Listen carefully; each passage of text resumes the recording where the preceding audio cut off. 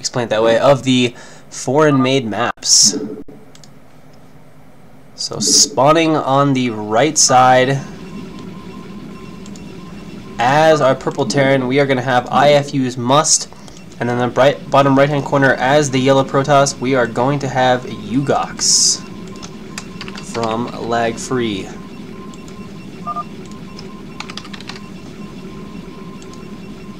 And give me just 1 sec here, and I will balance game sounds with the mic and such. See, I don't think we have any game music at all right now. Yeah, we do not. Let's get a little bit of that in there.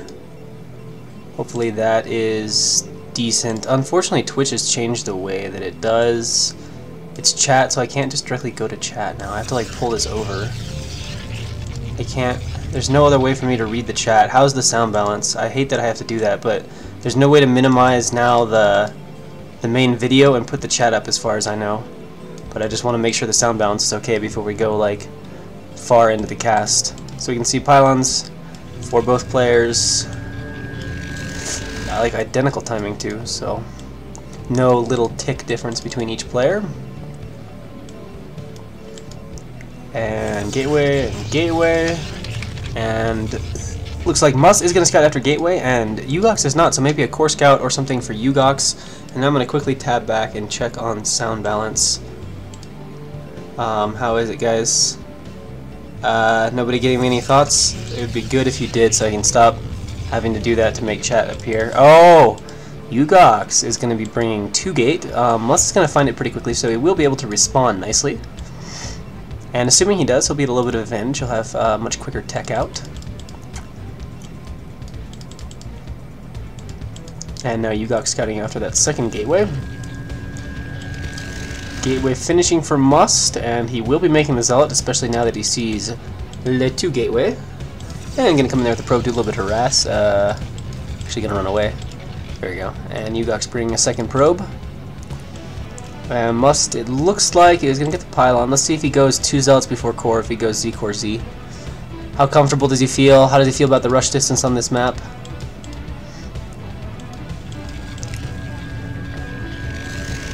Looks like he's indeed going to go Zealot core, so he's going to delay his core quite a bit and get a few Zealots out, just play it nice and safe, and he'll probably get a second gateway here at some point. In fact, he might even just get 2 gates now, because he's taken all of his guys off gas. No, he's actually going to go ahead and make the core. Let me check again on what you guys have to say for sound balance. Is it okay?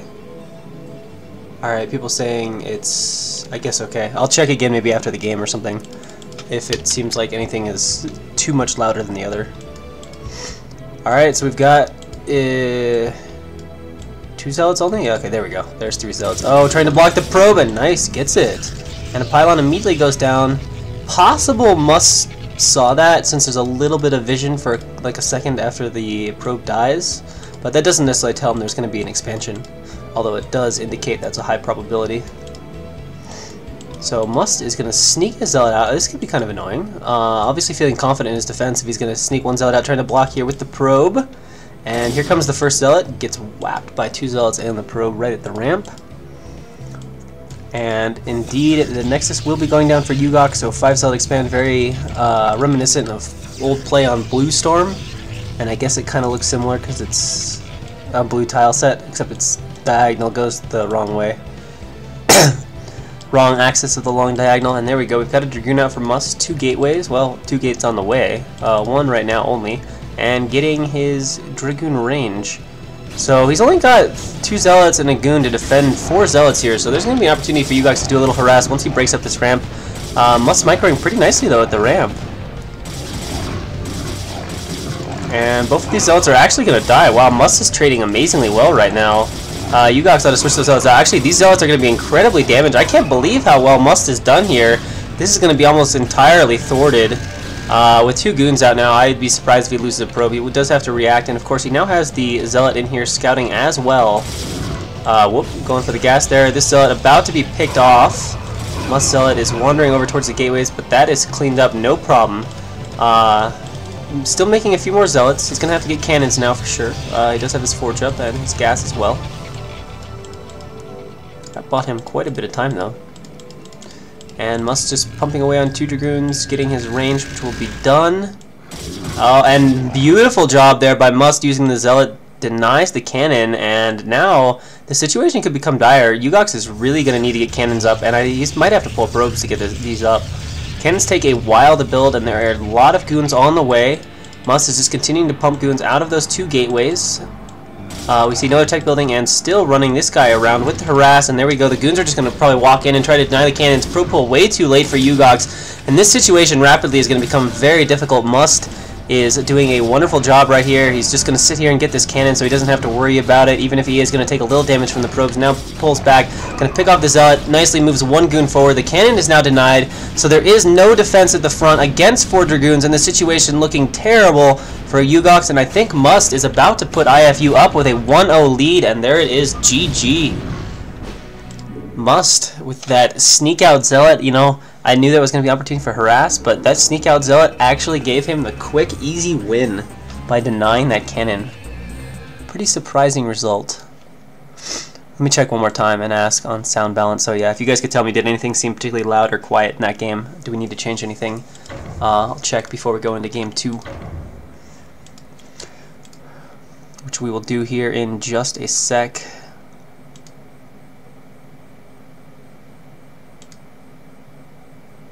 So next up will be SPX against DNMax. Let me check now on sound balance.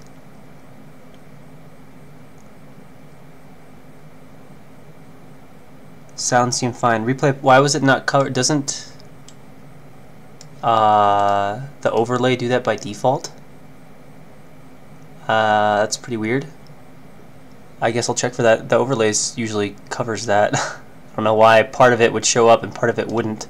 That's really strange. I'll try to look at it for set 2. In fact, I think it was covered on mine, so I don't even know. But we're going to have SPX against DNMax on Tau Cross.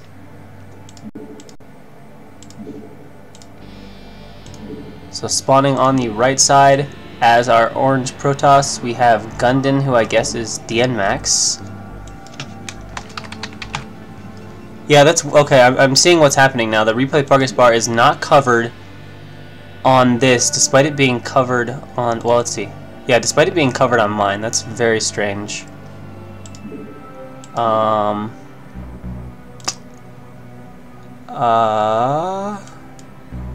don't know. Oh. Well, it's covered here. What the hell? Sorry, it's been a while since I've actually been the one that runs the stream. I'm not sure why it's doing that. Oh, the whole thing isn't showing up on this scene. That's a little odd. Let me see if I can then add the little overlay guy. Sorry, I don't know what's up with that. I forget how this was set up, because usually it's been Jamie running the stream, but he was unavailable this week. I don't know if I remember how this works.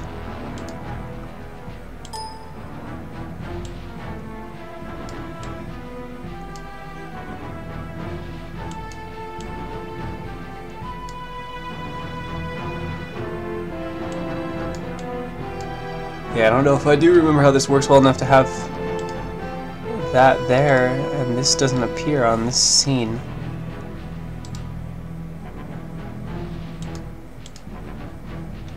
Let's see if this can help. Oh, okay, there we go. Alright, that will have to do. Alright, yeah, because we obviously don't want the progress bar showing the entire time.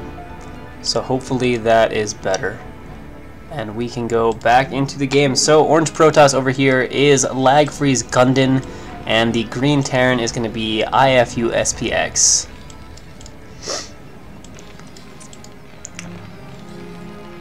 Gundin, if I recall, looked pretty solid in his last match, and SPX has, I think he's lost a few games. I know he lost once to draw, but he's looked, you know, reasonable. He's definitely not looked like a player that doesn't belong. He just has faced some pretty strong competition and hasn't quite managed to win. Pylon goes up for Gundam, and very quick probe scout. So perhaps intending to be obnoxious with the probe. Probably not intending to gas steal, though. Usually that probe has to leave even a little bit sooner. We'll see if he scouts correctly or not. No, it looks like he's going down south, so he's not going to find him. Looks like Depot's going to go here. Probably barrack there to create the little micro spot for the Marines.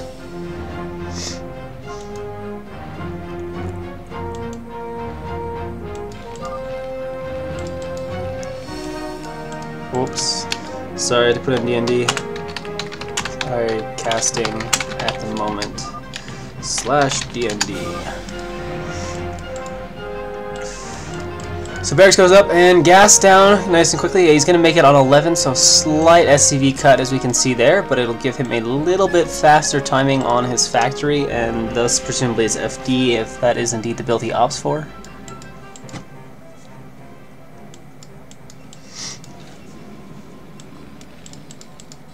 And SPX sending out his scout now as well. Will he... Well, no, he can't necessarily infer that Gundam is at the right from that timing, because that was a pretty quick timing, and had it been sent at core timing or something from down here, it could mimic that. And the barracks is up and running. And it looks like Gundam is mining with only 2 from gas. I certainly hope that is intentional.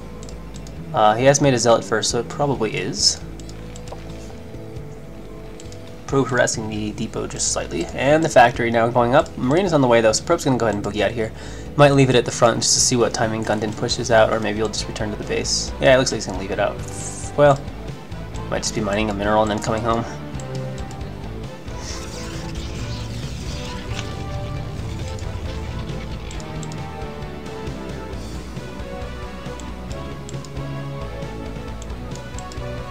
And now a zealot coming across the map. And is it a second one? Oh, it is a second one. So the core is up there though, it's about halfway done. And okay, so he's kept the probe alive so he can bring it with the zealot here, I would assume, and 2-shot things. There's a depot going up here though, so he doesn't want to deal with this at all. He's just going to wall. I believe this is a tight wall. So these zealots are just going to stand out here like sad guys. I wonder, I'll probably leave this partially unfinished. Yeah, just enough to block the zealots from coming in, and then he'll cancel it when his FD is actually ready to go. Dragoon range not yet started, but a second gateway does go down. I assume he's going to get range then. I was going to say, we might have like proxy something else or fast robo, but with that second gateway and no other tech seemingly on the way. Oh, actually, I take that back. We do have a proxy pylon down there. And a tank and marine. So yeah, this is looking, well, what upgrade are we going to get in here? Are we going to get mines? I assume you're going to get mines. Uh-oh, proxy robo. Was it going to be Reavers? Is it going to be Bulldog? Not Bulldog. Drop, whatever you want to call it. Second tank. No upgrade yet, though. Oh, there's mine. Okay, so maybe strong FD-ish type thing. He's got 7 Marines.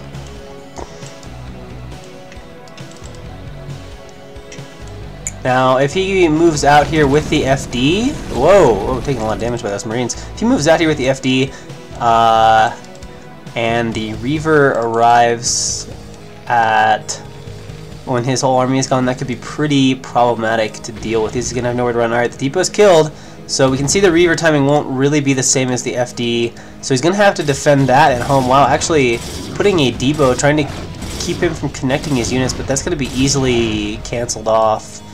And oh, good reaction there from Gundam. That's important to be watching, as this is going to be a little bit scary for the time being. Gundam is getting the support bay up. We've got the shuttle coming. So right now to defend, he has 3 goons and 2 zealots, but I don't believe he has range. So that part is going to be very awkward. We can see some mines are being laid, but mines are not going to do that good against a Reaver being dropped in the mineral line. And where is SPX going? I am not sure.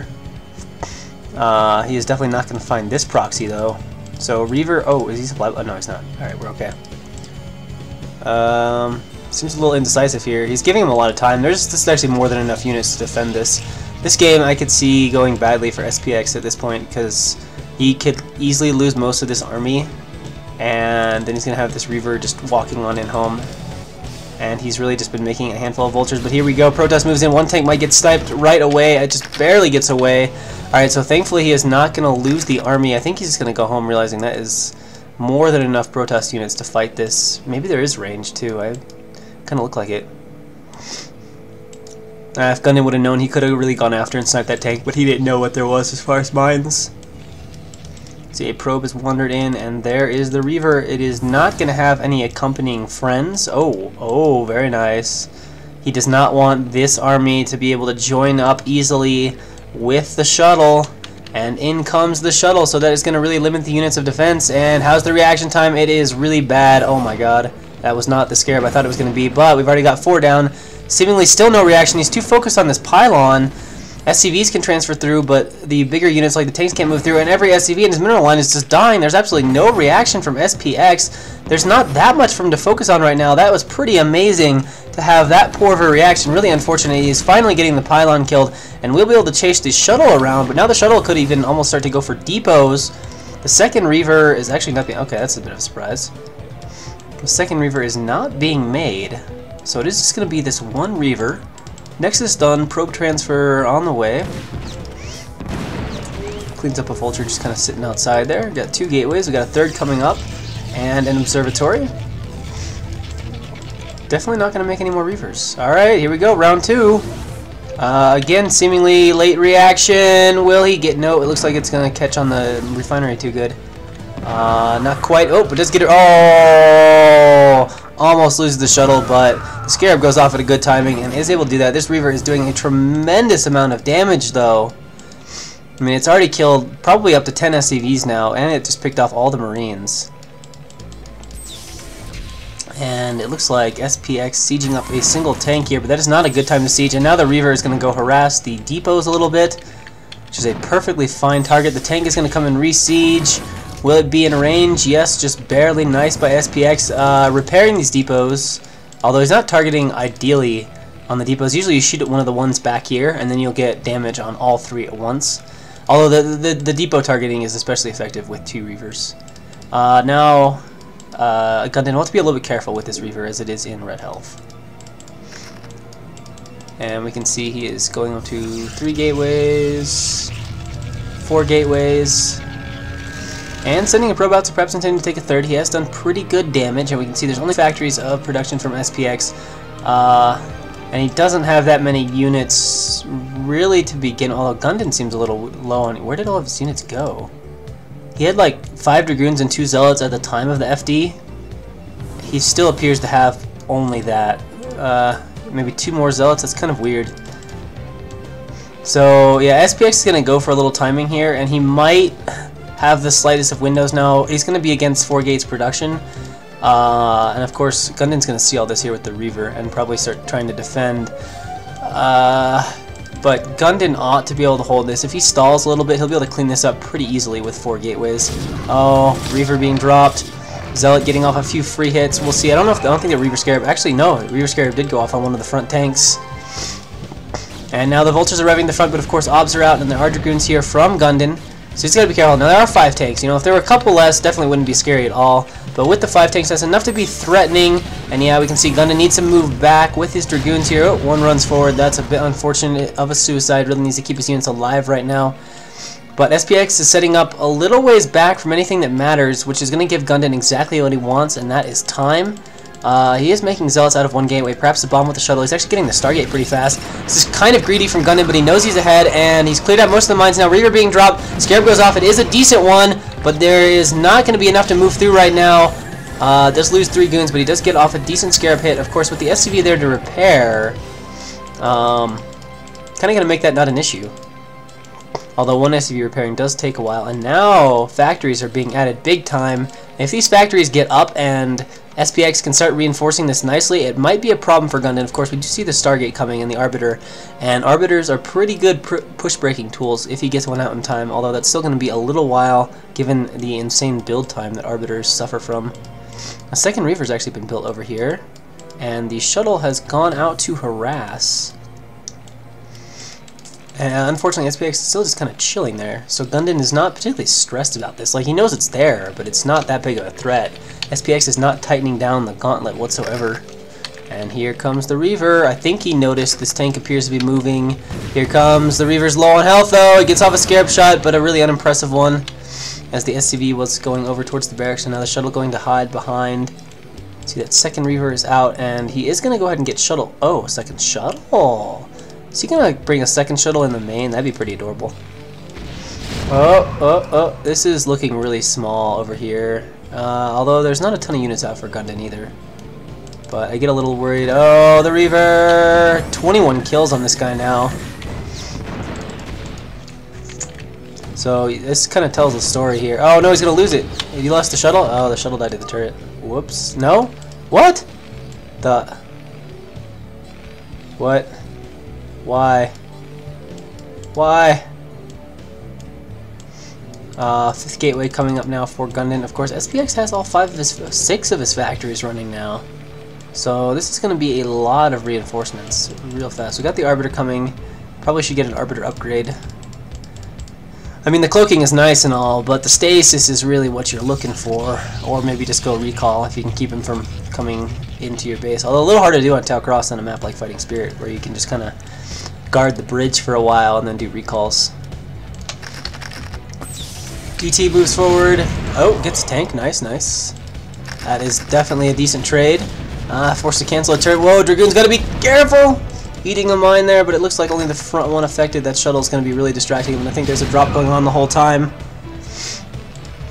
And SPX trying to move forward. That tank is a little bit vulnerable to getting sniped right now. The unfortunate thing now for Gundam is that SPX can just kind of move forward and tighten the noose as he does in a really safe manner. He's never going to have just kind of a Terran on the move that he can attack. That'll be a really efficient attack, so he's just going to need to have enough stuff to absolutely overwhelm Terran. A few Zealots not on hold, but it looks like he does recollect them, and he's just going to have to keep moving back. But he's got 3 bases. He had 3 bases for a while now, probably a minute and a half. That's usually a pretty bad... Whoa! Be careful with the Arbiter, man. That's precious cargo. Got 2 more gateways up, so we're on 7 now. I still don't know if he's researched stasis. Maybe he got it earlier, but I'm not sure. And the Reaver in the main doing some damage, forcing the SCVs to run away, and now killing off the depots, and at the same time, Gundam goes for it. No, actually, I don't know if he's going for it. I think he might just be killing off a bunch of vultures trying to raid his third, but he's got to be careful as there are lots of mines. Some vultures coming back to defend, but that is not the best of defenses. Man, that is a lot of vultures, but 6 facts will do that to you. Did he lose one? He might. No, he's got 1 Reaver in the shuttle. And all of a sudden, it looks like SPX is moving back, and some of his front tanks are getting cleared out here. And he's going to move to a slightly further back position and just try to regroup.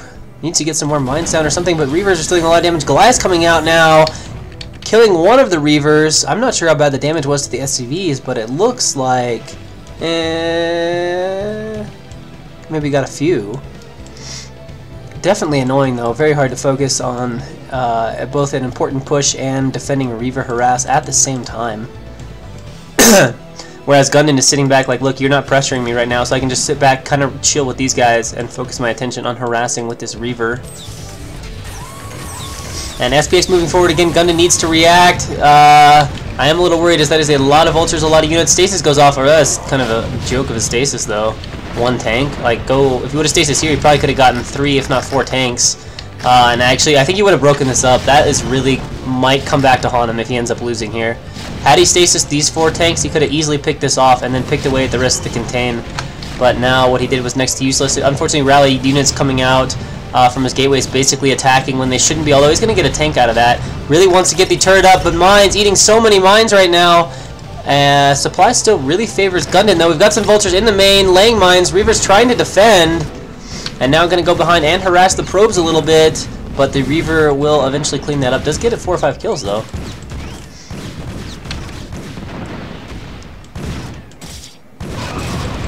Oh, nice use of the Zealot there to pick off the tank. So Gundam is whittling this down. And man, SPX is going to need to make something happen real fast if he wants to make something happen, period. Because this economy from Gundam is going to get way too strong. He's actually taking a 4th base over here. And here we go, Gundam goes for it. Most of the Zealots, though, are dying to the mines. 1 tank will be taken out. Is it going to be enough units? Maybe it is. The Arbiter moving forward. I think he's got enough. It kind of is going to depend on how long it takes him to get through all the mines. With some reinforcing Zealots, though. I think that's going to be enough. And he is going to break up this contain of Gundam. Here comes a Reaver. 2 Reavers, actually. One gets a shot off on the tank. Another one gets a very unimpressive shot on the Vulture. But it's down to just 1 tank. And Gundam's still moving forward. He's going to eat a mine here. Actually, his Dragoons are going to prevent him from doing that, and he is going to break up all the tanks. It looks like he is out of here safely right now, and nice. Doesn't take the mine damage, and now he is on 4 base economy. Still not the craziest of production with 7 gateways, but it is enough that SPX is not going to be able to do much. He's just now trying to set up a command center, but he's going to be terribly behind, and really he's going to have to orchestrate now very quickly a strong defense to avoid just getting overrun. If there were a few more gateways up from Gundam, like gateways consistent with true 4-base economy, I would say just no way. But with only 7 gateways against the 6 factories, SPX should be able to cling on and hang on to 3rd base. Missile scan there, we'll pick off the OBS. That's a bit interesting. I want to drag mines, I guess, but he should not be coming forward like that. And over back here we have a Vulture harass, maybe, or we just have a Vulture watch group. The Dragoons are going to move forward, but the tank is right there in range, so I don't think he'll keep trying to clear too many of these mines. Oh, the Vulture's running in, going for a few probes. We got 1 kill, we got 2 kills, we got 3 kills, we got 4 kills, maybe 4 kills. But of course, this is probably totally unknown. Not very well saturated, though. Saturation at the other bases looks reasonable, I guess. But the real issue here for Gundam, or for SPX now, is Gundam, obviously has a strong economy. He's got a 4th base. He's got a 3rd base. And while his minerals are getting low at these bases, he's still going to have pretty strong economy for quite a while. We might have a recall coming here too. Yeah, there's enough energy, so we're going to see recall. Vultures may have spotted it. Yeah, indeed, there are some Vultures coming back to the main. But now Gundam only gets basically 1 maxed army. If he sits here in Turtles, because he's so mined out, he's only going to have 1. Whereas normally you get more than that, so it's kind of do or die. And of course with these recalls, he's going to end up bleeding units to defend the recalls. And then he's not going to have enough money, and he really won't ever be able to max properly. And it is quite possibly, given the speed of the Stargate, a point where Gundam can just start doing infinite recalls. And we can see recall just kind of picking up a bunch of depots here. SPX has brought some stuff back to defend with it, but these guys are just kind of waiting. And what usually happens is lots of Vultures tend to die to these recalls because they rush back and then they just kind of get picked off. So we can see SPX knows he's trying to be careful with his units here, and he is trying to keep his Vultures just fighting Zealots and bring the tanks back slowly. And unfortunately for him, he's actually... Wait, did he lose the CC? Yeah, he might have actually lost the CC in that, which means he's only going to be on 2 bases. He won't even be able to properly mine these last minerals. Finally going to get these Dragoons cleaned up, but we could have recall anywhere else. We've got a Reaver going over here in the natural now too. I don't know from whence that came, but it's only got 2 kills. But still, it is looking like SPX is pretty ravaged at this point. We've got goons moving in here. Every tank has actually been moved back. There were so few left over. So these goons now going to work on the SCVs. Only 6 seconds supply. Trying to lay mines up against these goons. Might actually get rid of most of them. Yeah, pretty good mines. And now down to just 1 Dragoon, which is like a shot away from dying. Go shoot it, Vulture, before it gets enough shields to live. There we go. And down it goes. Oh, man. If only there were Vultures around. That's like, eat me. That is probably, I'm in the middle of multitasking style cannon placement. Oh. I thought he was going to do more recalls with these guys sitting here, but they don't have enough energy yet. Okay. That explains it. Getting more upgrades. We've got 1-1. But no upgrades for SPX as he lost his armor earlier to the Reaver. And this Arbiter actually is going to have enough for another recall soon if he doesn't get rid of it. He's making a few Goliaths though. See if Gundam notices and pulls that guy back. Oh, maybe he's going to double recall too. if he keeps this guy around. This recall will keep him busy enough till he has 150 energy. But I think he might die to the Goliaths. So here we go, recall! Recall! Oh, the Goliaths are like, oh shit, actually it's kind of a small recall, but whatever. Oh, he's gonna shoot this Arbiter down. Wait, did he already get the other one? GG said, doesn't matter. Got enough for a double recall. But that will be a win for LagFree to tie it up 1-1.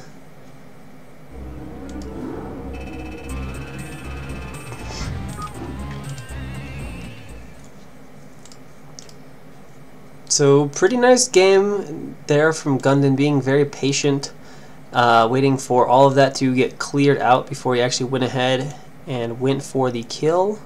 And next up we're going to have Alfio against Castro.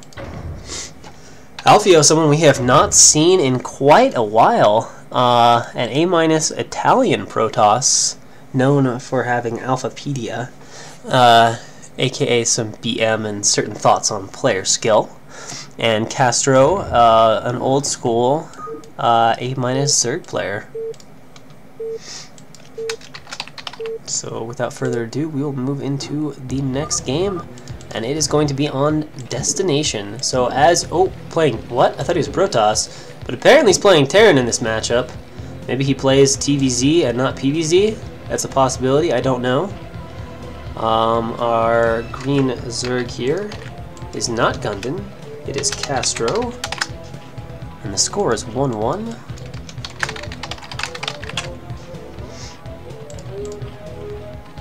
Oh, I guess it is teal though, huh? Whoops. There we go.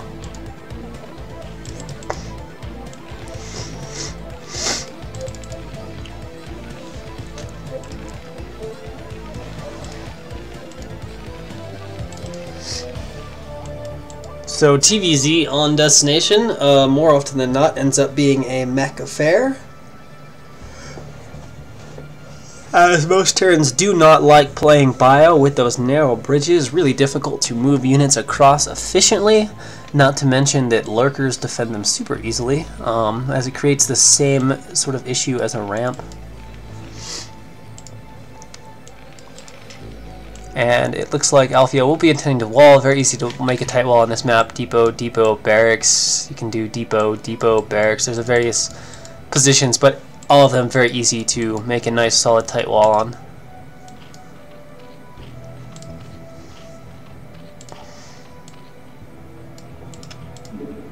And the drone goes out. Interesting that Castro is going to 12 hatch on Destination. A lot of times players just go default overpool because the scout can arrive so fast.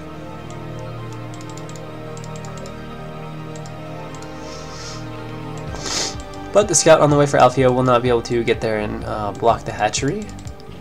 And it looks like he is going to sneak in one extra drone and then go ahead and throw down his pool.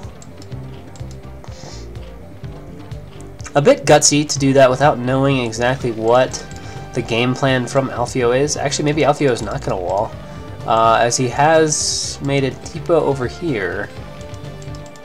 Or maybe he just wants easier access without having to lift it. I'm not sure. Could always throw down the depot quickly if he felt like he was endangered by lings, but given it's 12 hatch, that will not be the situation whatsoever.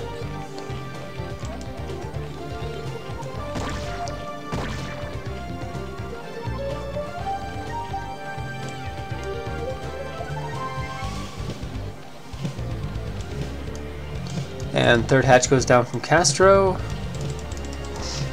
Gas? No, not gas yet. Yes, gas? Maybe gas? No? Nope, guess not.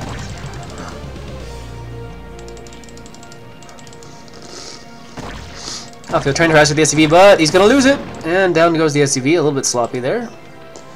And there we go, there's gas. So it looks like that is going to be like 14 or 15 gas after 2 lings.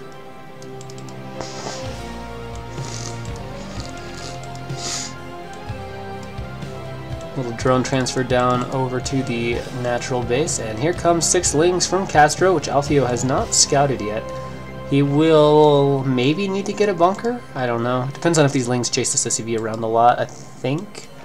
Because it looks like there'll be 3, maybe 4 Marines, which can definitely die to 6 lings. It looks like Castro, though, is going to send some links back. He's going to send one back to chase the SUV, yeah.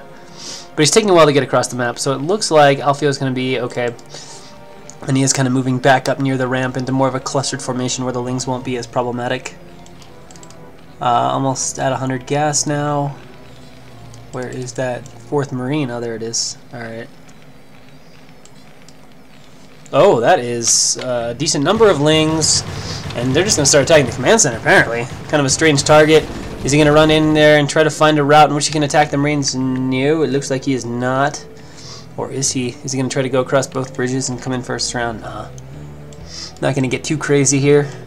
Got Lair started. And probably Ling Speed, yeah. Lair and Ling Speed. And we got his eBay going up. Just one barrack, so possible +1 5 racks here from Alfio. And by possible, I mean likely, since there's no academy yet either. Castro splitting up his lings here, making sure he can deny the SCV from walking on into his main base. And oh, does he get the surround? Oh, well, it kills it, so that's just as good. Was low on health, I suppose. And now the academy goes down for Alfio.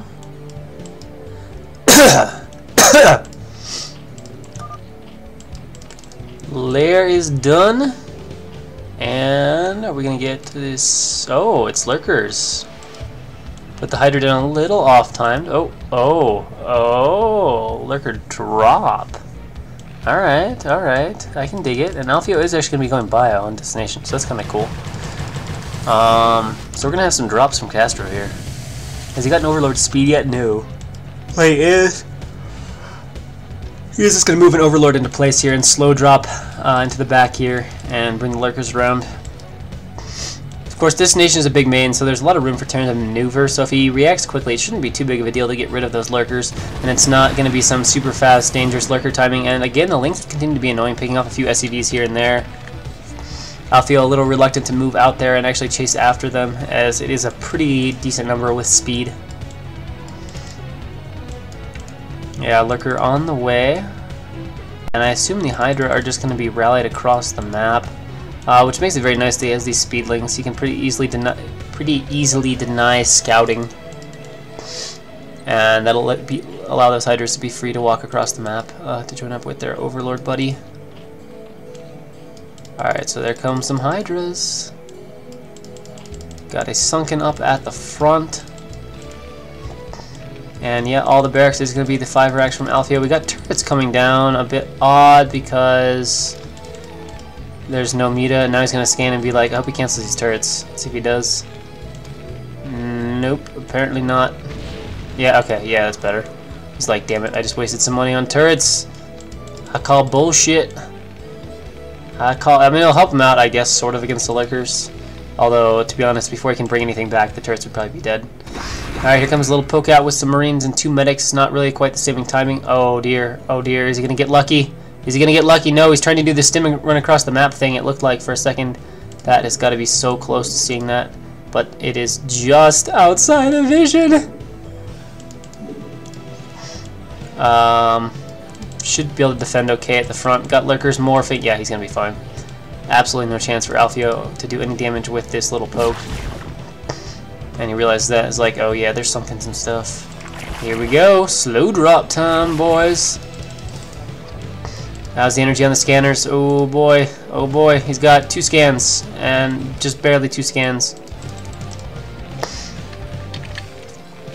So here comes the agonizing slow movement of Overlords. 3rd base goes down for Castro, who's just like, you know what? I don't think you know how to scout. I'm just gonna make this anyway. Dun dun dun dun dun dun. Lurkers! Not dropping in both sides, but just moving right here in the middle lines. Reaction from Alfio is shockingly, terrifyingly slow. I'm not really sure what to say to this at the moment. Here comes the 2nd round of lurkers, and he is just like, yeah, okay, there we go. Finally, the SCVs are moving. Might actually make a point of picking off the turret now. And Alfio is just kind of coming forward and fighting this, but he's actually got a decent spread. I think he's going to clean this up okay. Yeah, that actually is going to be dealt with just fine. Only loses a few Marines, so not a bad trade at all for 4 lurkers.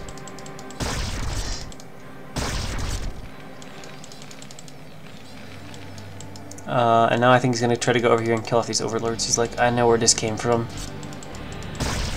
So he's just, I think, waiting for a scan.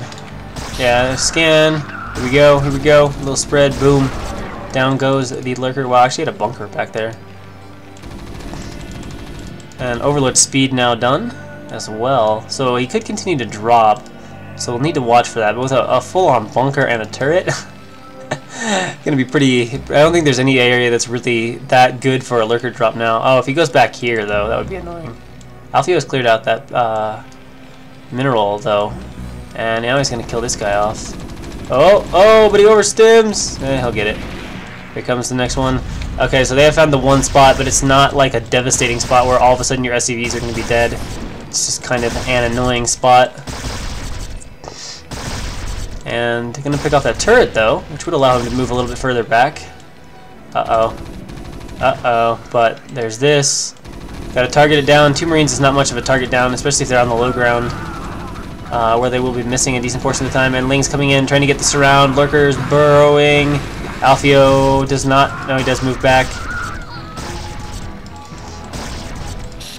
And here we go, some Marines coming in. The split better be good from Alfio. It's not. These will die. Yeah, they should die to lurker. Tank might finish it off though. He needs a scan though. There we go. Can this tank get it done in scan time? We've got another round of drops though here coming into the main from Castro. Uh-oh, scan runs out of energy. Scan runs out of energy. Oh shit! He doesn't have enough. He's got to move these tanks away or they're just gonna die. They're trying to like go over there and fight the lurker, but alright, here we go. We got a little fight going on here, but there's no medics. Lurker's burrowing way out of range though, but no medics is a big deal.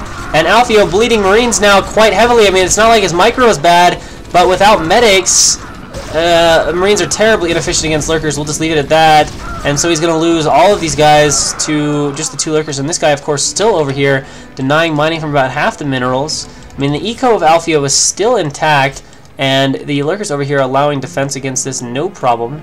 There's still this one medic that's like, no, I'm never going to see my friends again. Castro's opened up a supply lead, though, from this. And again, loading up with a bunch more lurkers, and this is a problem because there just aren't enough Marines right now. Alfio is spread really thin, and of course, he's got a lot of turrets, but the scan issue is something as well. So here we go, 6 lurker drop from Castro. Spreading out all over the place.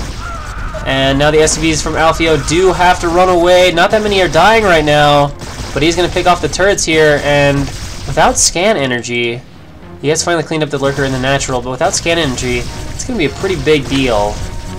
He doesn't have, well, he's got the tech for it, and he's got a vessel building, which he desperately needs. He's got the tanks now, but until he can scan, he can't do much. He's just kind of at the mercy of, you know, letting these lurkers do damage. He's got some stuff rallied down here, but it's rallied badly. Now sending everything back. Oh, he's got to be so careful, though. And Alfio, or Castro, is just trying to get rid of all of Alfio's buildings right now. How close are we to a scan? We're about to have one. This one will not have one for a while, so he's going to go for it. Throw down the scan. Here we go, scan. Castro's just going to eat some tank shots here until the scan runs out. Whoa, Overlord trying to bring in more, but it gets sniped off. Could have been really good, but oh, Alfio is having difficulty with the Marines here at this point, and a lot of them just kind of inadvertently running in. At the same time, Alfio is going to drop the base, or is trying to drop the base and not having it work out. Whoa!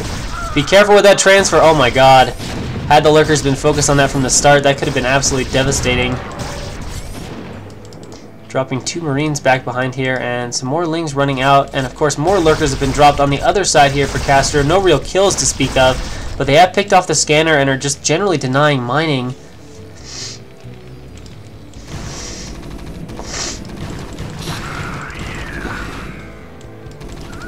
These 2 guys doing some damage though. Got 4 kills on them apiece. And finally a reaction comes, and we'll clean that up. This guy's going to make it out alive. Got Hive up though now. And that's going to get real concerning. If we get Defilers and Swarm in the natural, that's going to make these lurkers absurdly good. And now Alfio is going to try and move out here, I guess. No, he's going to try and drop. Put some more stuff. But it looks like Castro has enough units. He's pretty prepared for these drops. He's got 2 lurkers over here. He's got one he can sort of burrow in that mineral line, and this base just looks pretty safe in general. Loading up these for some more drops. Some lings here looking for stray units. Here we go. We got the drop behind the mineral line. Okay, just out of the range of these lurkers. Getting a few kills, though. Is slowing down the economy of Castro, but still, Castro holds a 20 supply lead, and we all know what supply leads tend to mean for Zerg players. Bad drop location. Those are going to get cleaned up very easily. And these two have tried to find a place to sneak in here, and I think, yeah, they're in a place where the meta killing can actually see the lurkers, so actually doing a lot of damage right now to Castro's mineral line, and he's forced to move his lurkers further forward as a drop comes into Alfio's base. Alfio has not really landed his natural CC, and these lurkers are just going to fly all the way over the mineral line, now oddly not being burrowed around the tank, so the tanks are going to get a bunch of free shots, and I think this one will actually get, that is always a bit worrisome, are going to get cleaned up pretty easily. Actually, the tank does die, though. Oh man, without the medic support, these lurkers just don't die that easily, and 6 kills again on this lurker. And lurkers over here too, it's just lurker madness everywhere, lurkers all the time. And Alfio just leaves the game. He's finally like, alright, I guess I'm too far behind, there's too much stuff going on. That's really hard to deal with though, especially when Zerg gets the edge. Because it's not even that you can't keep up necessarily on the multitasking. Like I didn't feel like Alfio was being out multitasks. It's just he didn't have like groups properly set up, so he'd send like 8 or 10 regular Marines over, and without medic support, they're really bad against lurkers. Like had there been medics with every group of Marines, I think Alfio would have cleaned that up fairly easily. But without that support, wasn't really a possibility to do. And that puts up LagFree 2-1, and we will be going into set 4, which will be Eon Zerg against Dandy. So it looks like Eon Zerg is going to need to try and give his team a boost, or things are not going to be going well. So spawning in the top position as the green Terran, we have Dandy, and in the bottom right hand position as the blue Zerg, we have Eon Zerg.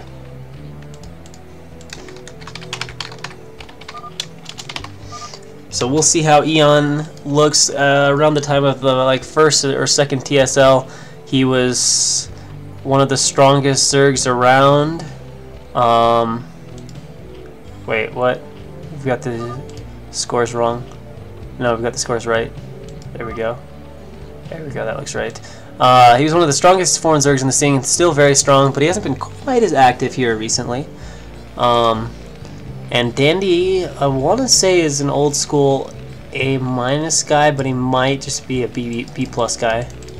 I would still be inclined to say Eon Zerg is the favored player here, but I guess we're just going to have to wait and see what they have in store. It looks like Dandy is going to make a wall. As he's putting that depot here. Again, this is another very easy to wall map. Depot racks, super easy, perfectly tight wall.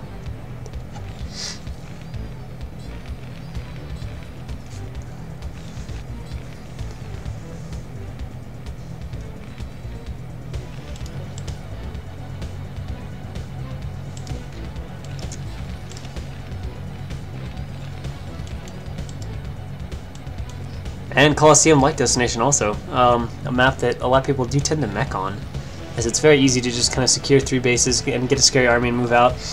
And then if you set your mech up at another base, you can pretty easily secure 6 bases and just have a really strong split map sort of economy.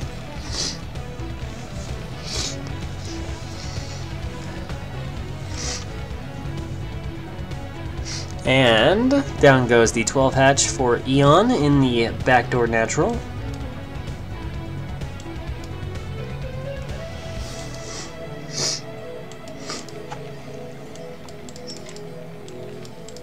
We do not have gas though, so it looks like Dandy is going to play, well, he's either going to play Racks Open into mech, or he's going to play just Bio.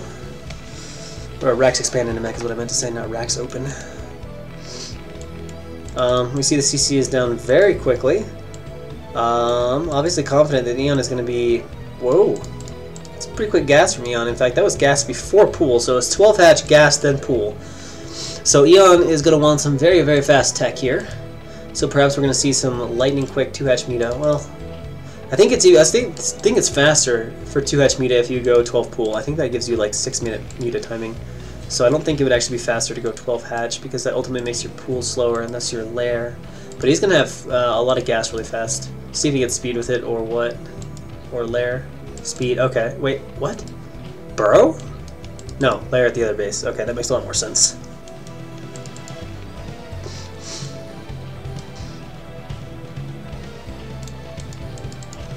And of course, if Danny doesn't check backdoor, you might think, fast gas? Looks like he's going to get Ling speed. But of course, that would be kind of pointless because there is that. And now he's going to go check the backdoor and be like, ah, I get it. I get it. There's a lair back there. Yanzerg is going to grab the Ling speed though. Pretty common to get Lings with the 2-hatch Muta. It works a little better when the front door is actually open, but you can run in there, snipe off turrets, or if you Muta really whittle down the Marines to just a few, you can run in a bunch of Lings and cause chaos. Lots of good opportunities for problems. You know, if the turret's the only thing keeping them alive, then you spam some Lings and they run in there and kind of help you end the game. You got the eBay up real fast, getting +1, so probably +1 5 racks here for Dandy, which I believe is a little bit susceptible to fast 2-hatch Muta because your full 5 racks production hasn't kicked in. So your Marine count is a little bit lower than it would be normally with 2 racks into like, 3 or 4 racks tech. I might be wrong on that, but that's what I feel like I remember from games. So we'll see. But second barracks is being dropped for Dandy, so this might not be 3 racks, or this might be in response to that fast lair. Yeah, he's getting racks down pretty fast. Although, actually, 35 supply, that's roughly the same timing as would be expected for +1 5 racks. Alright, so the lair's done. The spire is almost done. It's going to be pretty fast timing for Yanzerg. Let's see how this compares to the I believe, 6-minute timing from 12 pool 2-hatch. So there will be 4 racks sort of up, but right now we can see how low the Marine count is. And it will be low, really, once the Muta's hatched. These barracks will only just be starting to kick in their production. Stim only just finishing, so yeah, definitely going to be pretty typical in the timing where range is only going to be about half done. Needs to make sure he starts his range, though. Not having Marine range to fight against Mutas is really a devastating issue. There we go. A little bit delayed, though. That's, another 5 seconds that you're slowed down. And Yanzerg dropping a 3rd hatch. I suspect, given the nature of it, he's just going to go into kind of mass Muta harass. And Dandy is getting a decent number of turrets, which is a fairly good response against this, especially when your Marine count is that low. I mean, right now it's sitting at only 4 Marines. It might be like 5 or 7 by the time the Muta get there, but... And here come the first initial Muta. Oh, I didn't even know there's like a little backline they can find. A lot of turrets here, though. I don't think Ian will actually fight them until he has more Muta. Probably just go around, kind of get a feel out for his opponent and wait for his Muta count to increase. So here we go, trying to get a medic. Won't quite get it. Actually, will get it. Never mind. Flies in aggressively, takes 2 quick swipes and gets it, and then he's going to fly back out. Marine range will be done by the time Eon gets more Muta out, though.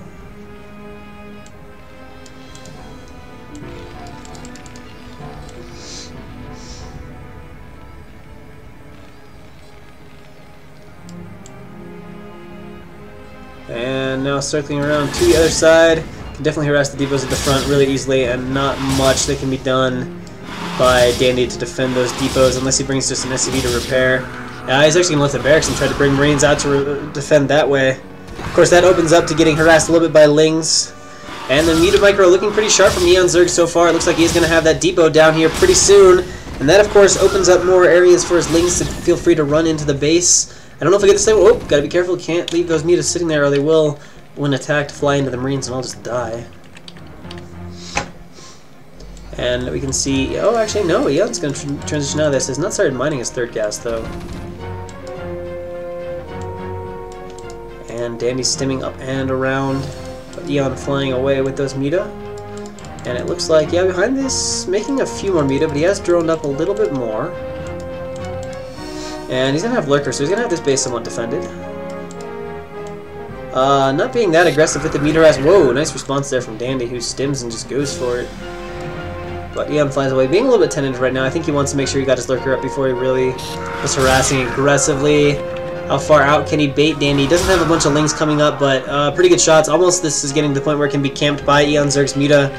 But Eon Zerg, again, is not super aggressively engaging this. And there are a lot of Marines out from Dandy, but he's going to pick off some more from this crowd. Whoa, he's got to be careful here. What? Suddenly decides to go for something that he should not have, and takes a lot of damage on his Muta. I don't know how many are left of that stack. It appears to be at least 5 or 6, but definitely losing a lot of Muta and a lot getting damaged in that attack. A little bit questionable decision making there. Queen's Nest going down, and a 5th macro hatch for Eon Zerg. Lurkers being burrowed here just outside the ramp entrance. Scan going off, but I'm not sure where he's hitting with those scans. We got the factory coming up and the starport on the way. But I think Eon Zerg is going to be in a relatively comfortable position against Dandy here. Okay, there we go. We can see some of the scans. Looking, he may have found the 3rd base over here. More Lurkers being made at home for Eon Zerg. Queen's Nest about to finish, so we should see some Hive here. Oh no! Stop Lurkers! Not quite as devastating as they could have been, but still gets a good number of kills off on this Marine Cloud. And reduces that to like a quarter of its previous size. That was nice baiting too. Use the Marines, drew them over to Lurkers, and then unleash the stop Lurkers, and there we go. Hive does start for Eon Zerg. 54 supply against 60 supply, so position looking pretty solid for Eon Zerg at this point. There will be a little bit of a tank vessel timing before his Hive finishes and Consume is out. But I wonder if there'll be enough Marines, and whether or not Eon's economy right now is just big enough to beat it with Lairtech units. Oh, actually maybe there won't be that much of a timing. If vessels aren't even done yet, it'll be a really thin window, if anything, because the vessel will be done like right after the Hive is finishing. So pretty much he might have the research timing of Consume for his timing, which will be really narrow. It's going to be really hard to do anything with that short of a timing to work with.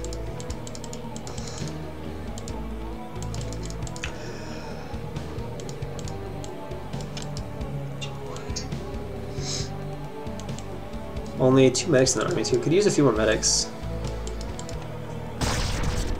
I think he's just sitting here kind of waiting for that vessel before he actually moves out. Yeah, Hive's going to be done before the vessel. Let's see how quickly Eon puts down that mound.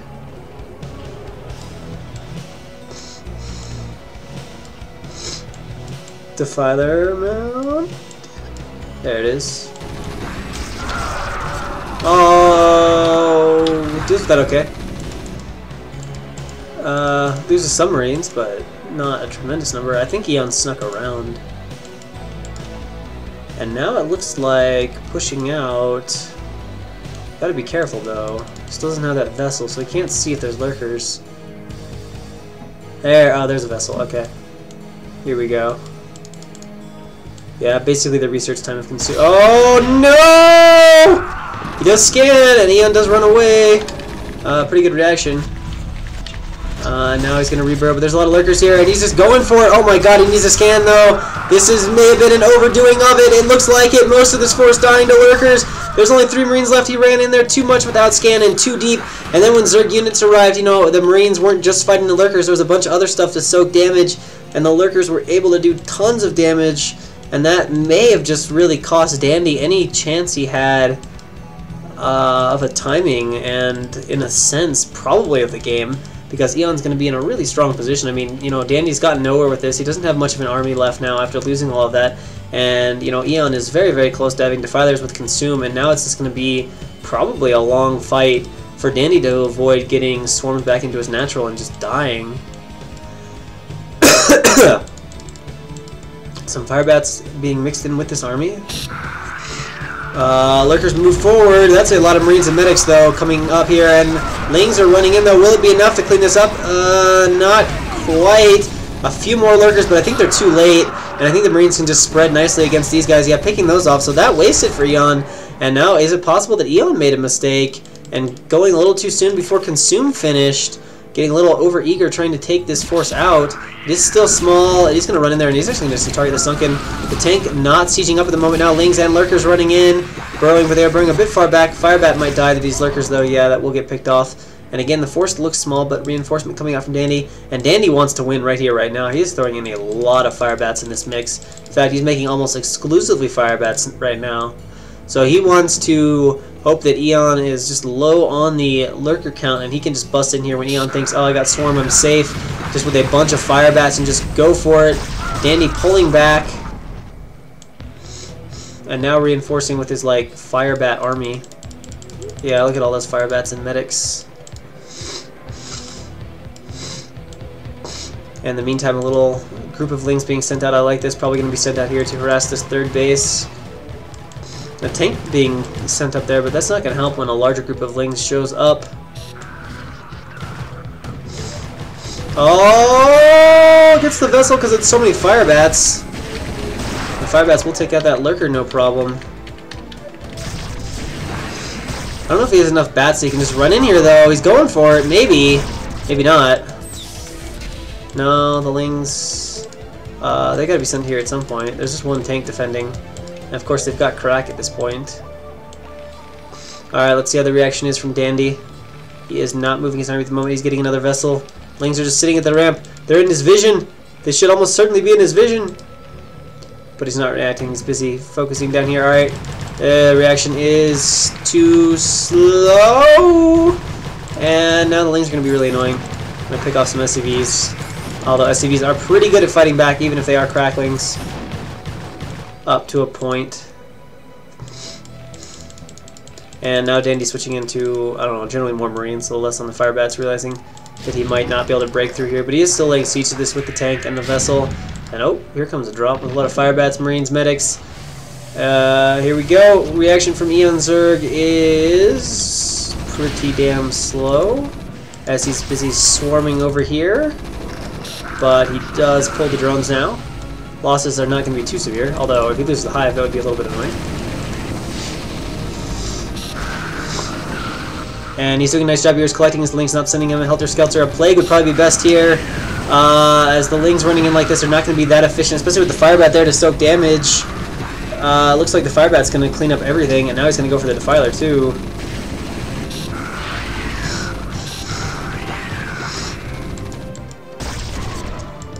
And a Lurker now coming to help deal with this situation. Of course, Eon has kind of bases everywhere. Surprisingly hasn't taken this main base back here, though.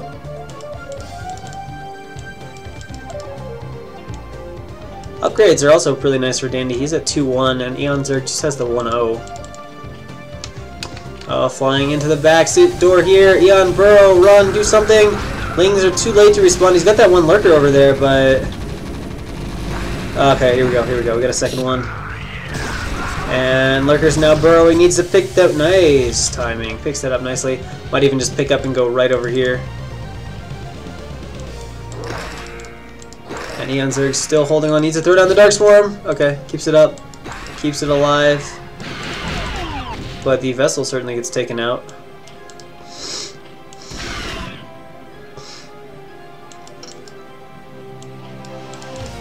And, well, a drop died over here to this Lurker.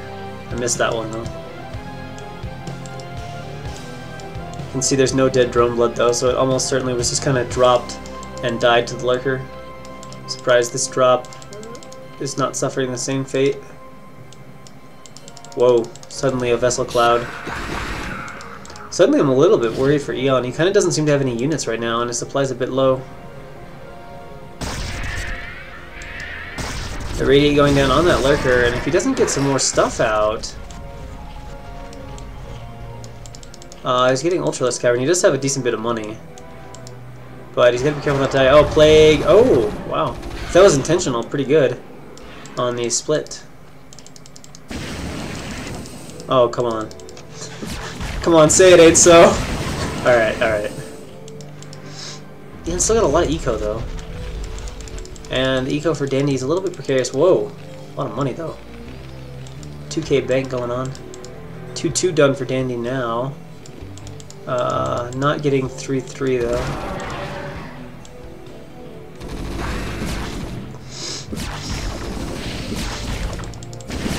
And Eon sending in some Lings at this. Does pick up the Fire Bat, so that will allow him to keep holding at the front for a little while longer. And the Lurker burrowing now, and Dandy's going to be forced back here with this extremely medic heavy army. The one thing I've noticed is his vessels have been kind of lazily controlled. Really vulnerable to getting scourged, and a Fire Bat wandering on in. Now we've got another drop back here behind the minerals.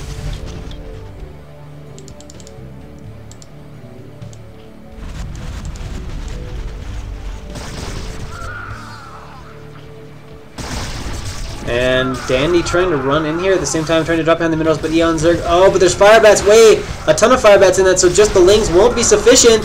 And is Dandy going to break through? An Ultra's coming out right now. No, a Swarm goes up in time, so Dandy's not going to break through. But there is this drop behind here, killing a ton of Eon's drones. And he's not reacting, finally reacts. I guess he thought he sent those Lings to deal with it, but didn't realize there were 3 or 4 Fire Bats, and thus the drop is still alive back there. And we can see, though, Eon Zerg does have a lot of bases, but his economy is in relative tatters, and another Fire Bat coming in here being annoying. And Dandy right now playing a very solid game. I don't think he's actually going to lose the hive, but it does look annoying, and at the same time we have 2 Ultras that are going to wander into the 3rd base. Finally getting this cleaned up. And SCVs fighting Ultra is usually not a very good fight. Eon does have his Ultra armor,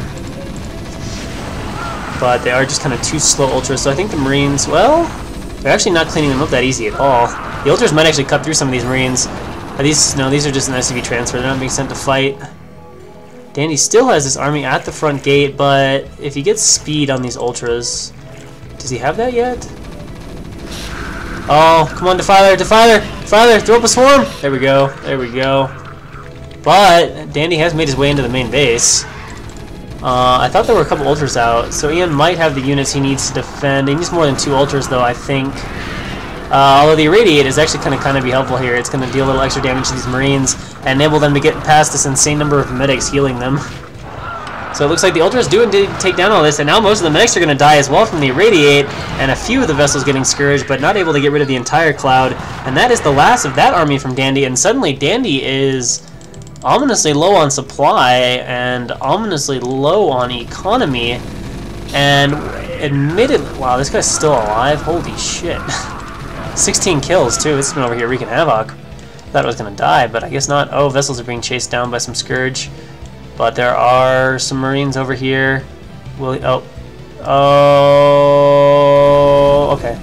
here comes the Ultras, and I don't know if Dandy can defend this. Nice. Wow, that was really good split cloning from Eon.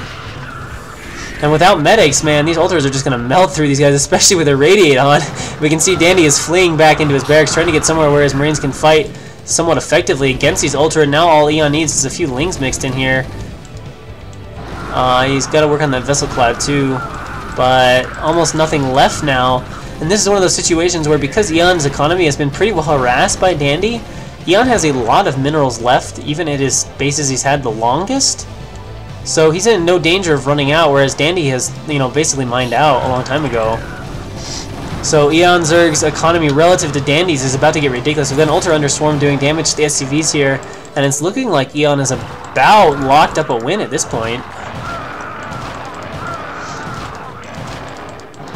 A group of mechs coming out, but hopefully they won't die before the Marines get out. Vessels continue to get scourged. Dandy not even keeping them in a safe spot at this point. He's got a lot of Irradiates too. He could be throwing them down, but he might be sort of falling apart at this point. I see him just heads in Scourge one by one. Oh, is this intentional or is this a rally? I have no idea. It could be either. No, it looks like it was a miss rally, as he has sent them back home to mine. Squishy Ultra tearing through Marines. This is constant little baby attacks from Eon. That's going to tear through the Ultra pretty fast, though. 3-3 Marines. I don't even know what Eon has for ups. Eon's still kind of low on money. Oh, he's only just now getting ultra speed, so no, yeah, he hasn't had it like forever.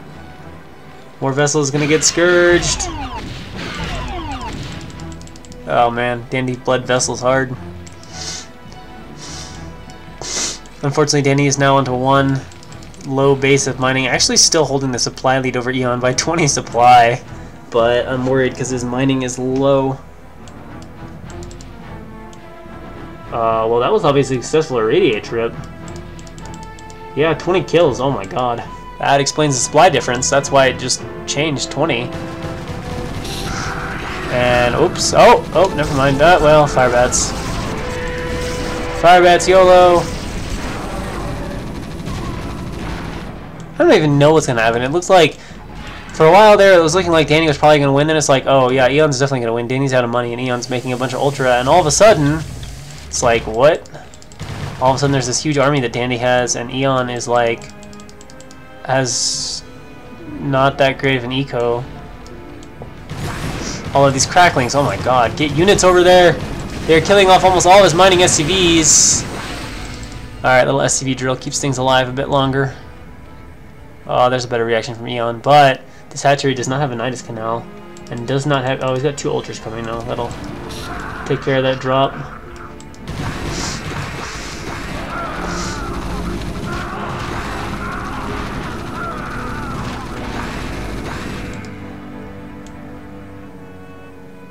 And Eon here, perhaps overcommitting. He really needs something out, or he's going to potentially start losing his main to these Marines. Although the mining for Dandy so low. Well, with that transfer, it'll be pretty good 1 base mining for Dandy. So 2 or 3 barracks Marine production is reasonable to expect. Then we got Ultra out. Can fight against his drop, but he's got to react. He's got to react. At the same time, army from Dandy we can see moving down. Losing drones, and oh my god, it goes the wrong way through the minerals. Oh, the confusion! Is there defense at the front, though? Is Eon actually... I mean, he just needs to hold on a little longer, and he should be okay. He's still got the Ultra continuing to harass over here all the SCVs. Like, he's really terribly disrupting Dandy's economy. But there's the fact that Dandy still has this army out here. And here we go, an Ultra running in. Lots of Lings, but the Lings are pretty much just dying right away. And Eon just has to buy time. He's going to lose a lot of his tech, though, and that might be a problem. Of course, the mining is entirely shut down. Dandy's about out. Does he, still got an SCV group alive, so it's not like he's out of SCVs to produce from. So he can still trickle in a few Marines. But it looks like Eon is going to lose all of his tech. This Ultra taking quite a bit of damage coming out now, too. Oh my god, what a game. What am I watching? I'm still not sure who's going to win. I'm feeling like Dandy might have it, but at the same time I'm saying, well, Eon's got 2 other bases, and Dandy's having a really hard time mining from this 3rd base. And the supplies are still close. But he can't just attack with 1 Ultra. He's got to... Is he just going to keep focusing on attacking Dandy's base? Looks like he might. Just going to keep Dandy from mining for days, and then hope he can clean this up later. Could even just be like Sunkens over here and just focus everything on getting rid of Dandy's last SCVs. Oh, attacking the depots is not what you want to do, man. You gotta get the SCVs. But of course, they're just going to transfer away. The Irradiate's being thrown down on the Ultra, which will now engage the army, and it is just kind of Marines here, so he's going to get some kills, and kills are a big deal. Is this finally what he needs to get rid of most of the Marines? It looks like it might be, and now he's whittled this army down to a not that scary army, and production is pretty low, so that was not a bad trade there for Eon. Making a few lurkers over here, that'll be good for defense too. And we can see he has reestablished his Ultra Cavern. It's depleted, that's why. Alright, we're gonna drop 1 Marine, maybe. 1 Marine drop, yeah! Actually gonna force the drop. Oh, that's a little bit more scary. Alright, lurkers at the ramp though. Well, lurkers at the ramp will not guarantee survival because of Irradiate. Alright, Eon Zerg now knows the location of this small army from Dandy, continuing to mine. I don't really... What I'm watching here is pretty crazy. It's a very strange game. I think this hatch is going to have to be cancelled by Eon. This is some crazy low eco stuff right now. Oh, is he going to go for it? Will he have enough to do it? The Ultra has been irradiated. A Marine has been dematrixed. I think it's too much here. I think this base is done for. I think Dandy might actually be winning this game.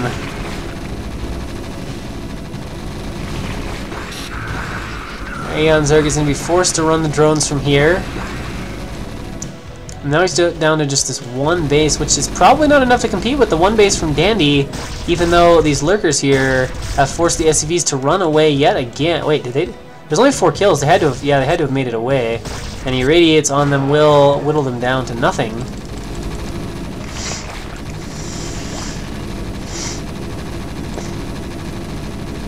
And somehow this game seems to be slipping away from Eon Zerg, down now almost double supply. Another round of 1 Ultra attacks though. This game is utterly absurd. Irradiate goes down, the SCVs again run away. Gotta be a little bit frustrating. Oh, whoa, that's a decent number of units over there. In addition to this, yeah. I don't see much chance for Eon. He's trying to make a spire, what the hell? Alright, here comes this, which there's no defense for. He can try to run, but yeah, Eon's dead. Dandy is going to end up taking this game and taking a 3-1 lead for LagFree. It looks like the secret bunker training is getting the job done. My word. I did not see a 3-1 coming in favor of LagFree, that is for certain.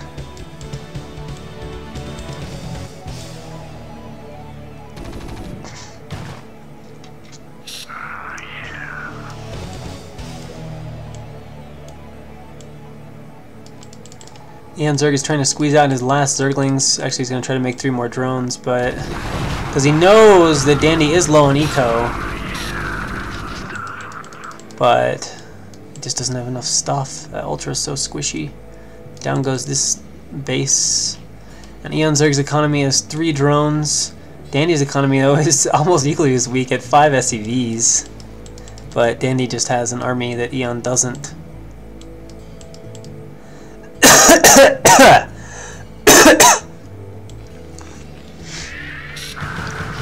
Here we go, that Ultra's done for. Those Lings are done for. And finally, GG is said. That was truly a ridiculous 30-minute game. That was 30 minutes of low eco fun from start to finish. And that definitely had some wild shifts in who was at an advantage and then who wasn't and then who was, and that was pretty fun. A bit silly at points, but definitely fun.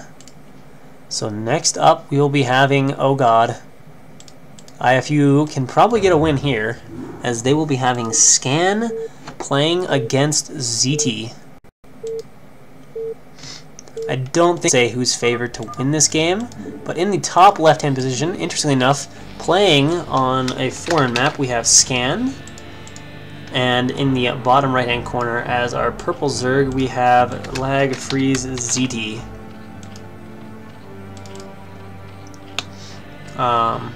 Purple Zerg. Let's see, from LagFree needs to be the one that's up in the lead. And this is Oxide.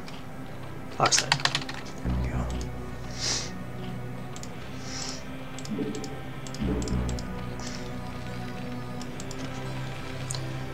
So we'll see what happens here, but obviously Scan, the super major heavyweight favorite to win this game.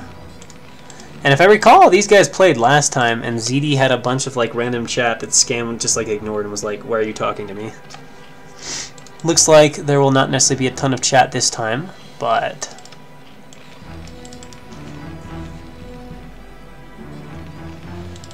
Depot going up, Overlord of course going out to scout, so Scan has no interest in walling. Actually, most players, more often than not, seem to have walled on this map. For whatever reason, it's been popular to do. But Scan, a solid Korean at least solid Korean amateur level. He's actually played in a couple of SOSPA events. He even won some games. Even took a game off movie. I think he actually beat, who was it, Olympus in a series. So he's a very, very, very solid player, and definitely, you know, kind of a tier or two above the level of the typical competition here. You know, like Scan usually would beat Ziki pretty easily, and obviously we've seen what Ziki does to the rest of the foreign competition, so it gives you a pretty good idea of where Scan's at. SCV heads out to scout. And we got spawning pool and hatchery on the way. So far everything looking like a fairly normal opening.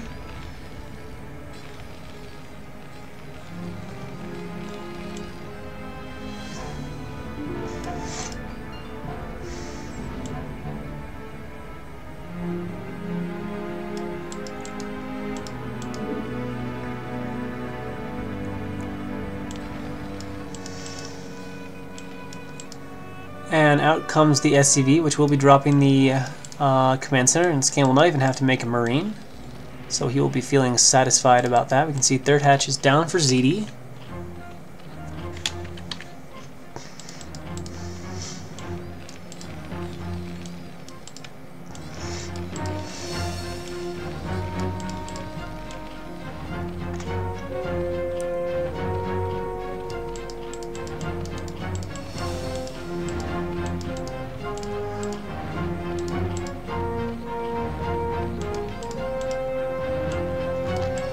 And let's see, what will Scan be doing? He's getting his gas up. I'm thinking we might see 5 racks plus 1 here. And throwing down a depot here, narrowing this choke just a little bit. Gas about to finish here for ZD. And no sign of an eBay yet. So maybe a fast factory? I don't know. I don't know. He's already at 100 gas, so is it going to be factory? Yes it is, yes it is. So Scan going to be going for fast vessel or Valkyrie or something of the sort.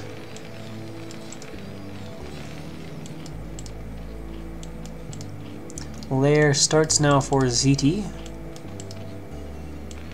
A little bit interesting that ZD is going to try to play Scan at a standard game, or what looks to be like a standard game, given Scan's significant advantage in the matchup. But IFU, or LagFree rather, does have a nice, comfortable lead. So they can't afford to drop a set here. It's just they can't afford to drop a second set, because then it goes back to a Scan H match. So well, Scan will probably win here, so then it's going to be really important that LagFree win the next match, or else it's going to get really hard for them. Such is the power of IFU and having a player as powerful as Scan on your team. What? I don't know this build. I don't know if this is actually a thing, or if this is a little bit of trolling. Or you can actually just go 3-port Wraith off of this. So there's going to be a lot of Wraiths coming CD's way. I assume we're not going to see like 3-port Vessel. Well, that's not even affordable. Or 3-port Valk or something.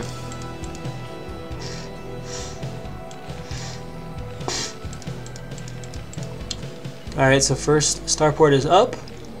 Control tower on that one. Should just go 3-port dropship. Do like 1 SCV drops everywhere. Alright, yeah, so we're starting up race. CD has a surprising number of lings out, but Scan does have the bunker up, so he should be okay from that. Especially as he gets a couple wraiths out. And it looks like he might even have as many as 5 or 6 wraiths out when the meter arrives, so that's going to be pretty solid. So yeah, maybe this is legit, like a legit build, but I don't think I've... Like, there's no Korean games I can think of where I'm like, yeah, I've seen this. CD now moving up with a bunch of speedlings. And we can see Scan further tightening this down. Perhaps even aware of this. I don't know if he saw it or not. But here we go. ZD's gonna run in, but Scan's like, I got a wall, yo. I ain't scared of yo speedlings. And he's got a first Wraith out, or he's got 2 Wraiths out. We have Muta on the way here for ZT.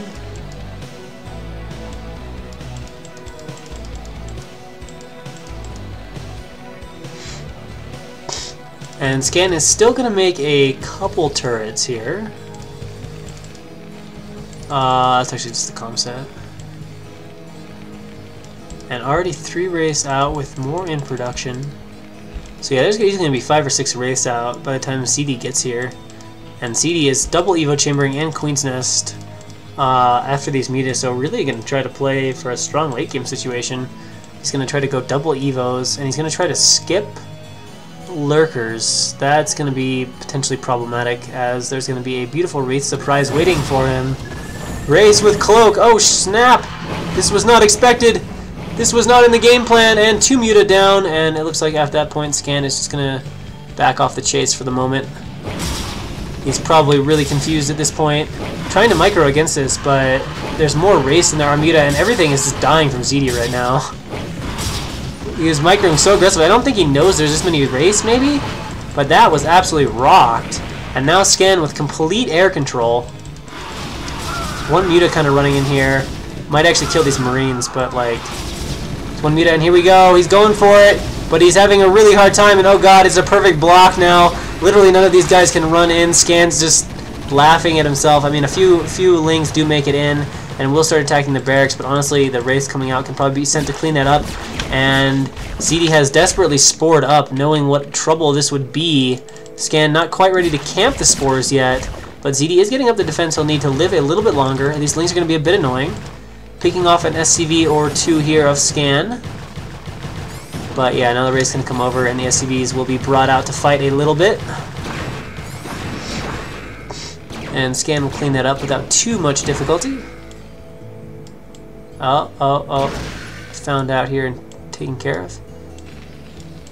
And Scan's still leaving 2 of those SCVs kind of in blocking position here. ZD is kind of strange. ZD's like sort of trying to go all in with this now, as he is just sending in endless Lings. And there we go, Scan's in great blocking position. None of those guys are going to make it in. I mean, just a couple are getting in here, but there's so many Wraiths here defending. This little bit of damage, you know, is not worth it, because, yeah, he kills a few SCVs, but if he's doing this the entire time... Oh, kill the creep colony. Kill the creep colony, there we go. So ZD's going to lose his 3rd. He's got his Hive up. He's getting Lurker out now, which is kind of pointless against a bunch of Wraiths.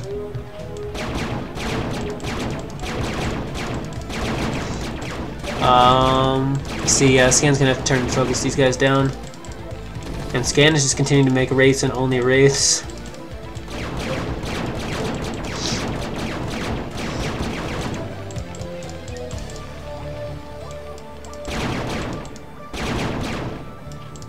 And ZD really doesn't have a response. I mean, ZD's down to 31 supply against 80 from Scan. And his economy is not exceptionally great either. And he's lost his 3rd base. And now Scan has enough Wraiths to just kind of like start camping spore colonies. He's actually killing the larva. And Scan adding a science facility now. So here, whoa, here we go, Wraiths coming in. And down goes the spore colony. And of course now all the drones are vulnerable to getting attacked by the Wraiths, who will go ahead and camp the 2nd spore colony. Scan will not turn aside that 1 Wraith, he'll just let it die, but now ZD's main is essentially lost, and all that ZD can really do is a counterattack, or in this case say GG.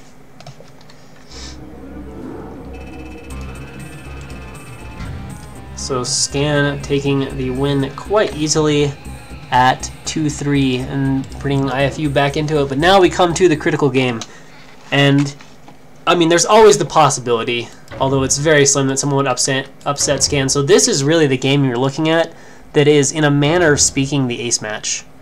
Because, I mean, obviously if LagFree wins, they win. But if they lose, they have to come back and face Scan for the ace match.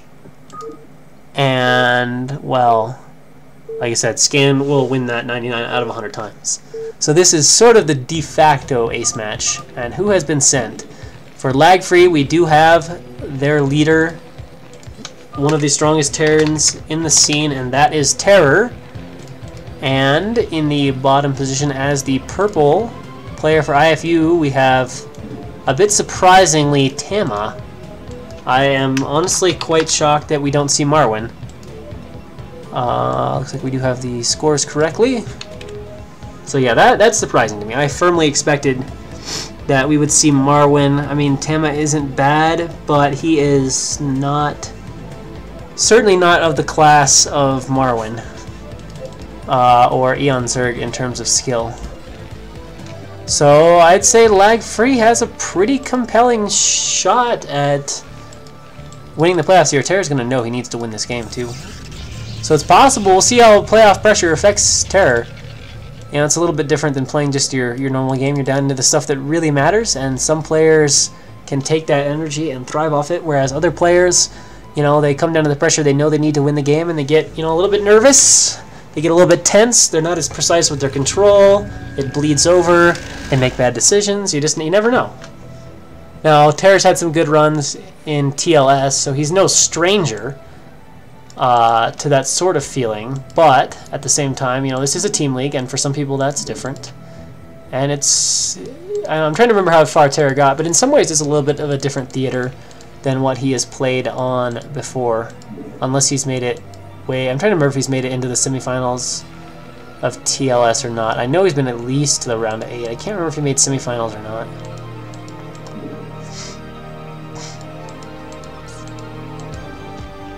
And I don't know what to expect from Tama. Alright, so Terror checking the back and getting gas up. So we're going to see Wraiths or Mech or something from Terror. Which is fine, given the map is indeed Outsider. Wraith openings were quite common here.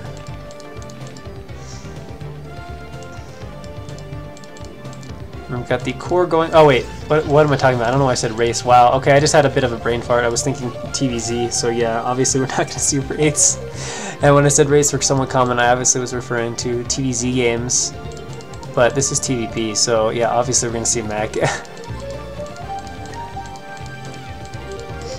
Alright, so Terror's got a nice wall there.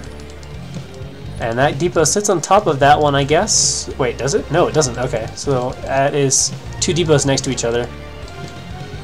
I forget. I don't think Zealots can, though, walk through that. If Terror actually went Wraith, that'd be like the most ridiculous thing ever. 2-port Wraith. Alright, so obviously Goon and Goon Rain started here for Tama. Who I always want to call Reps Tama. But for the purposes of this league, he is IFU's player.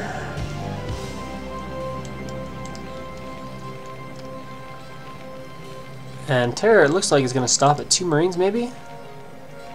Or is he going to continue to make more?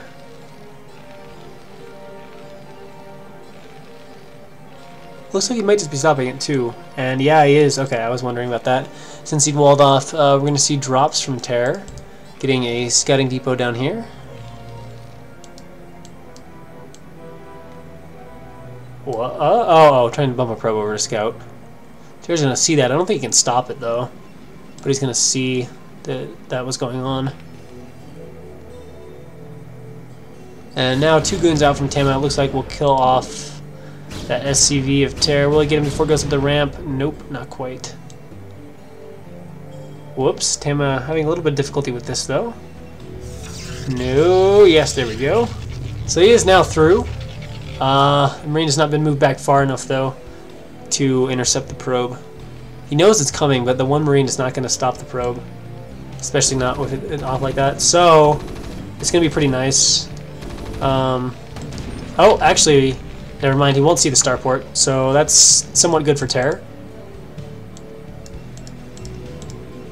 At the same time, Tama appears to be opening 2-gate Robo-Ob, which is a pretty good build for defending against dropships and vultures with spider mines. As long as Tama doesn't leave all his goons at the front. What the hell? That's oddly aggressive, but alright. But Tama needs to get back to his base. If he, I mean, obviously if he leaves all the goons at the front and the vultures just show up and mine up his base and kill us probes with the goons gone, that'll be really, really bad. But he should ascertain from the fact there's not a properly timed CC and Terran isn't doing anything else that he's going to get dropped with vultures. Well, I guess it's going to be 2 vultures in a tank. Oh god, don't fly over the goon. Okay, we're okay. Is he leaving anything back? No, not so far. Oh, there we go. Finally. But 1 Dragoon is not that much stuff. He might have... No, he's only going to have 1 right when this arrives. He can actually just drop this and, like, fight it. And now Tama notices he moves his goons back from the main of Terror as well. And the dropship flying over, getting some mines down. Oh, he's got to make sure they don't go off in the mineral line. And now Terror's going to move back, probably going to siege the tank up once he's over to the side here. Yeah, he does go ahead and siege up, and the probes now need to run. Pretty good siege tank shot, though. 6 kills. And that's already some decent early damage, taking the mine. Of course, the siege tank is going to have to unsiege. Now, can he do some fancy micro against the goon? No, but it looks like he will get a goon kill out of it with this tank. Oh, it switches to the wrong target. Tank does get cleaned up, though. Wait, did the dropship die? Did this one of these goons intercept the dropship? Looks like maybe. Maybe one did. Because I don't see a dropship returning. But definitely another one being made. Still, he got six or 7 kills out of that, which isn't terrible. And he did start a CC during the time of the attack, so his eco is going to be okay. Not quite as good as Tama's, but we can see his supply difference right now. It's not that big, it's only 5, which is pretty comfortable for Terran. You're happy to be a few supply down, not that big of a deal. You know, when you start getting 30, 40, 60 supply down, okay, Protoss is a pretty nice lead, but small supply difference, not the end of the world. Vulture sneaking out now for Terra, gonna go mine up the usual 1/3 of Tama.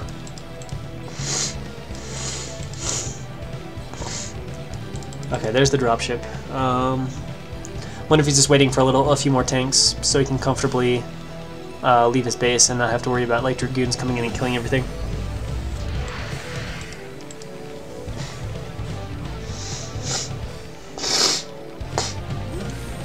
Alright, so a few goons are going to walk up here. I think Terra's going to have to take one of these tanks down, siege it on the low ground. Not going to be that big of a deal, though. Has to cancel the scanner for just a little bit. There we go. And now the tank can fire away, and Tama is going to be forced to move back outside of the natural. No way you can run in there and deal with all of that. Not with tanks positioned in this manner. Oh, and actually he's going to go forward and try to snipe a tank. Will the cost be high? No, it won't. So a goon for a tank, great trade there.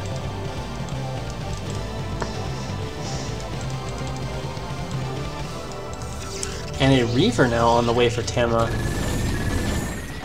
Which I don't like, because Terra already has this. He can press W, and he runs the SCVs away 1 time, and then you lose your shuttle on your Reaver. So I'm a little surprised by that decision from Tama, especially this late. I mean, if he wants to keep it and use it for push breaking, I sort of get that, but I'm sure he's going to go harass with it.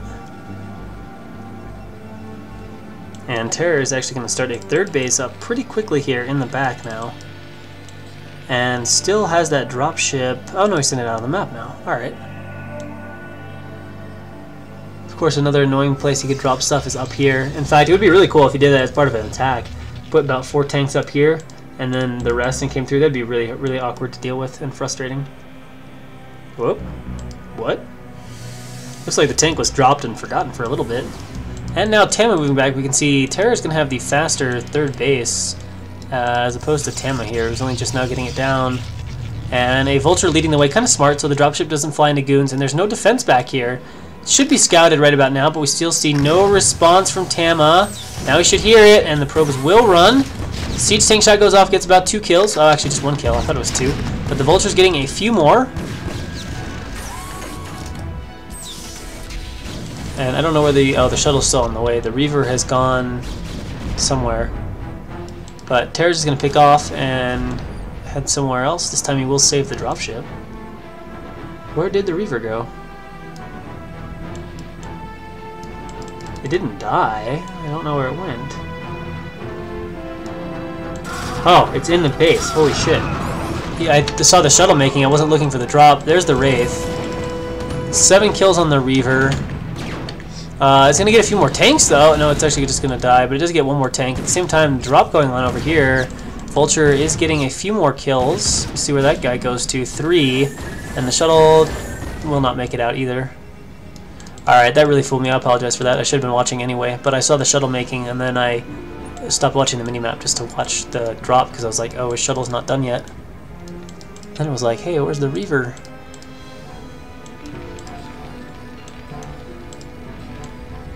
So Terra right now on about 4 factories, and Tama is adding a 5th gate. Starting to add in some zealots to his mix right now, and loads up another dropship, although with 2 dragoons. So I guess you can do a little bit of harass back here or something. And there we go, another Reaver popping out. Oh, this Wraith! But he's got the goons inside the shuttle, so Terra's gonna lose his Wraith.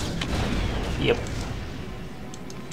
Blood supply 66 for Terra, 101. Actually, Tama has a pretty big supply lead, in spite of the fact that Terra had a much faster 3rd expansion. But now we can see the factory explosion for Terra, as that's going to be 5, so he's going to go up to 7 factories now. Where's the dropship? Oh, there it is.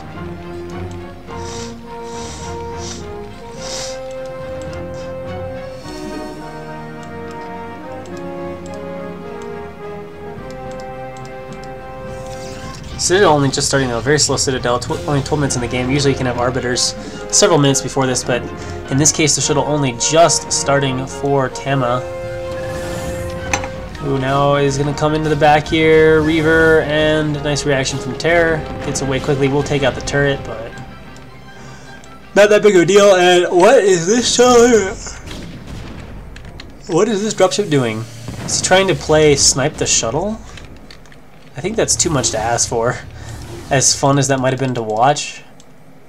Here comes the shuttle again. Here comes the shuttle. The Reaver's dropped. Gotta be careful not to lose the dropship. He's trying to fight the Dragoon, but the dropship gets targeted down, and here we go. Terror is what he's waiting for, the pickup, but unable to get the shuttle. And now sieging up the tank there. And wow, the supply difference right now, very concerning. About 50 supply ahead for Tama, who is now getting up to 6 gateways. But Terra's production is now really strong. It is 7 factories.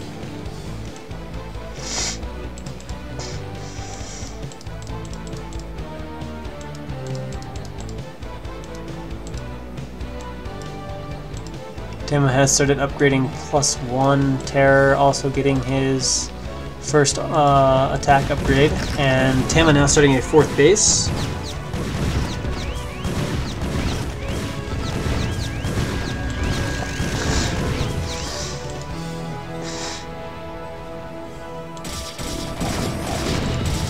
That Reaver drop kind of fizzling out with the shuttle dying to the turret. There are still a few zealots though being annoying. They're actually going to kill the tank. Terra's going to have to send a few vultures back here to get rid of this. That or fight with his SCVs. But yeah, he's just going to run those guys away. And Tama getting some goons up there to clear out these vultures here from Terror.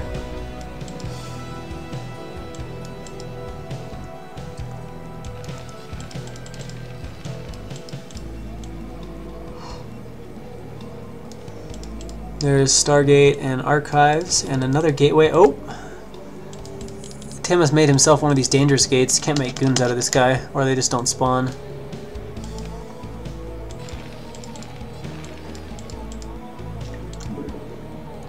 And we're going to have a 4 Zealot harass here in the back now. Somehow these Vultures of Terror are still alive. And here we go. 4 Vulture drop, or 4 Zealot drop. Does lose the shuttle though, unfortunately, to that turret.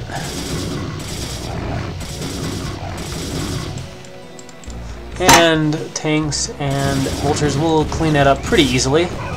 But again, it's more delays to the mining of Terror.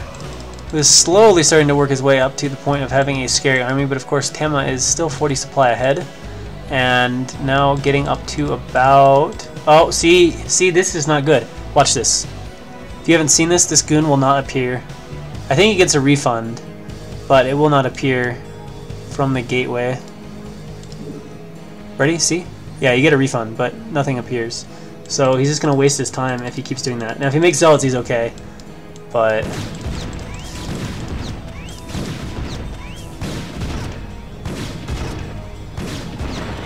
took a while, but that vulture finally dies, and Terror is now pushing out. A bit of an odd timing.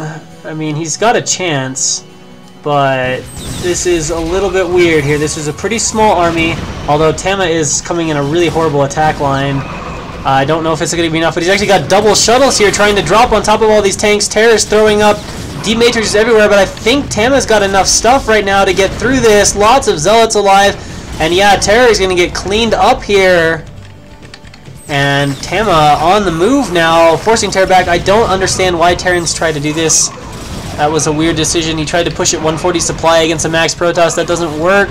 And that was with Tema being kind of unorganized, if you will. I don't know if Tema's going to push all the way to Terror's base, but it's looking like he's got a shot at it right now, as he's cleaned up most everything and just going to continue to macro out of all those gateways now.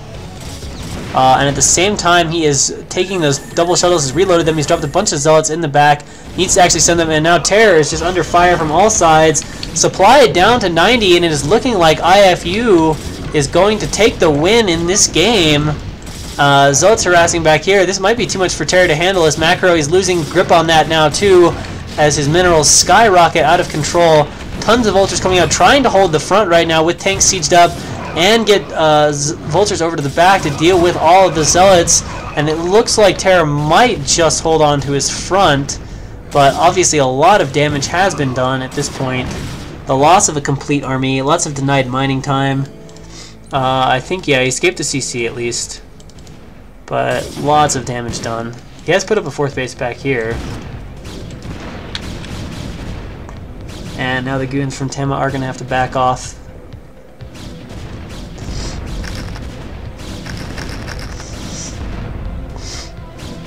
But yeah, I actually have to ask. Something I don't. Well, we've got another drop. I'll ask later. Let's see, 2 zealot, 1 dragoon drop. See, this is one of these things you can do on Outsider, and it's actually pretty good. This is the kind of stuff I've talked about earlier, where I say people don't play Outsider the way Outsider is meant to be played. But Tema kind of has been doing it that way. Just constant little shuttle drops here and there that are just really awkward to deal with if you aren't also playing the same way.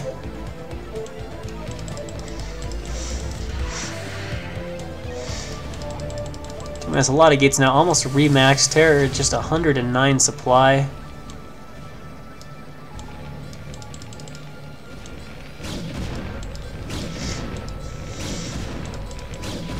Trying to get a turn on this side, but obviously won't be able to get that up.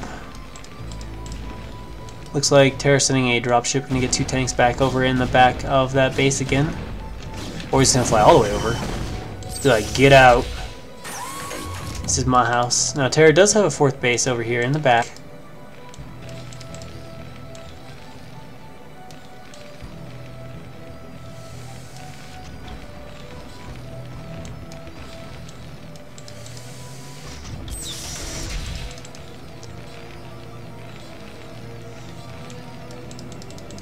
And Tema, it looks like, just content to kind of chill in his natural. Getting his stasis for the Arbiters. And taking another base as well. And now we have, alright, double drop incoming from Terror, but it's been spotted. I don't think he can pick it off with the goons. No, he cannot. But these goons, maybe. Depends on when Terror drops. Trying to target down the drop ships. Nope, now the goons switching fire. Will he move one forward to drag the mines? Nah, kinda, sorta. But lots more goons now coming into position here from Tema. We should be able to clean this up fairly easily. There we go, walking on top of these tanks. And does take care of that. Damage done from that, very minimal.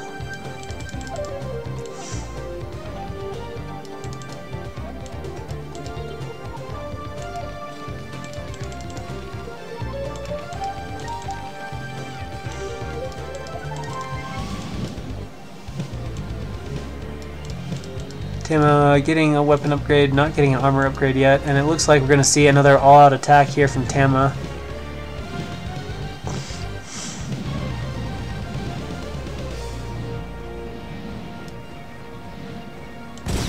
As he also tries to drop the back, but Terra's there with lots of vultures.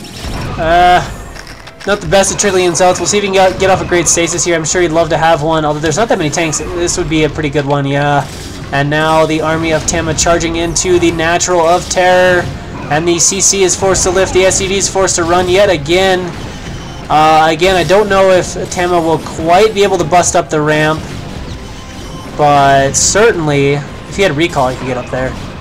But certainly he's going to continue to pick off this SCV. He's going to force a lot of damage to Terra here, as Terra only has a few tanks in this fight actually engaging. He's got an ob, so he should be able to kind of see up there. He's not doing a very good job of using his Zealots to attack at the front. But he's killed off most of the SCVs now, and Tama is staying at pretty much the same supply for most of this attack, and he's going to reinforce this, so he's going to try to just keep sending units and break his way up. So we'll see. Terra might hold, but obviously the position for him will not be that great at the end of this if he does hold, but as he gets a few more tanks out, he should be okay. He needs a scan, though. There we go. Scan does go down. So Arbiter almost has enough for another stasis, and getting a few of the tanks in the back would be great. We'll see if he can finally get the Zealots up the ramp, and Terror just says GG. Which brings the series tied 3-3 and sends to an ace match, which will presumably feature Scan. So things suddenly looking very good for IFU. But seriously, what I want to ask, and I don't understand, is, unless you see an obvious case where Protoss is being really greedy, like let's say they take, 4 bases off 5 gateways, and you scan and you see they have, 2.5 control groups. Why do Terrans, it seems like in, I don't know, every 1 in 5, 1 in 6 games I play, they try to do some sort of push off 3 bases at like 140 supply, and you're fully maxed, and you just A-move it, and it just dies. Like, I don't understand the logic to attacking at that point unless you see an obvious timing window. So that pretty much cost Terra the game, and now we will go into the ace match on Fighting Spirit, and the players will be Scan against Dandy. So Dandy will be playing Protoss against Terran, and Scan, of course, will be our yellow Terran.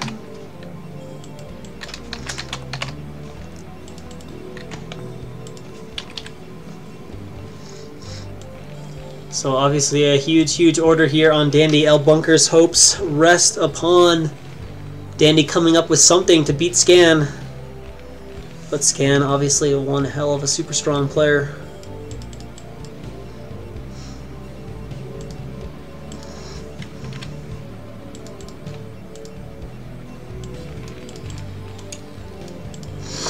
And definitely not starting off with anything too crazy looking. Gonna go ahead and just throw up a pylon here, and yeah. Scan will make that a depot where he's gonna make it. Right there. So is that room for a barracks? Or is that just kind of a depot out there for whatever reason? I don't know. Looks a little tight for barracks. But maybe the barracks fits there, I don't know. I don't know.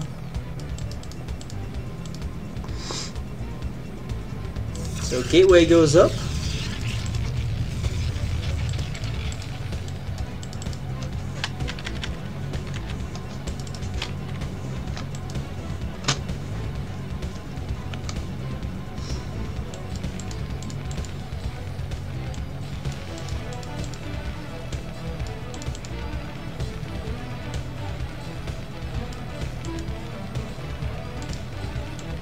And barracks and the gas for Scan.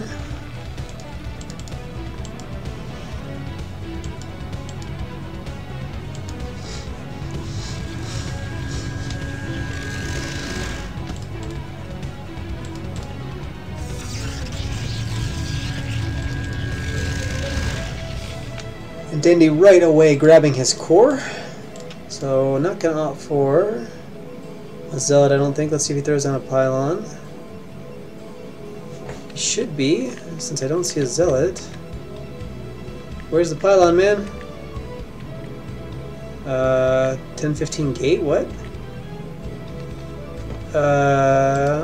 Am I totally not seeing things? What is going on? Is he going to expand before Goon? I hope so. Yeah, okay, it looks like he's going to do maybe a variation of the T1 build, but with expansion before first Dragoon. Hasn't taken any guys off gas, though. I'm curious to see what we'll do here, but he is going to expand. Scan's got his factory going down. And yeah, indeed, that was just kind of a random depot. I don't know why he placed it there as opposed to some of the more usual placements there or there. And a second gateway, so this part looks pretty similar. Then a Goon will make from here, and then you can get 2 and 3 simultaneously from here. You will need to get range too. And this will definitely be a slower range than normal. I mean, really, I guess the only thing that matters is does it finish before FD does. But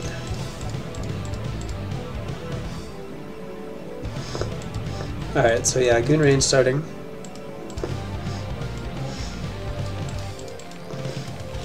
And Scan just pumping away with the Marines.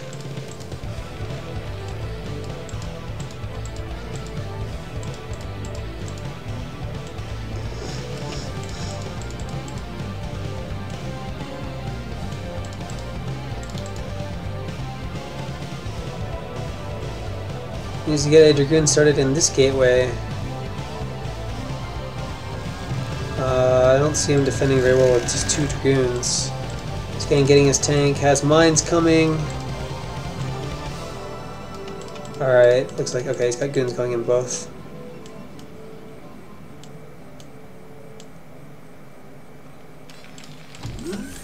And the tank out from Scan, so yeah, looks like the timing from Scan is going to be really good and crisp. And we have Goons 3 and 4 coming out for Dandy now.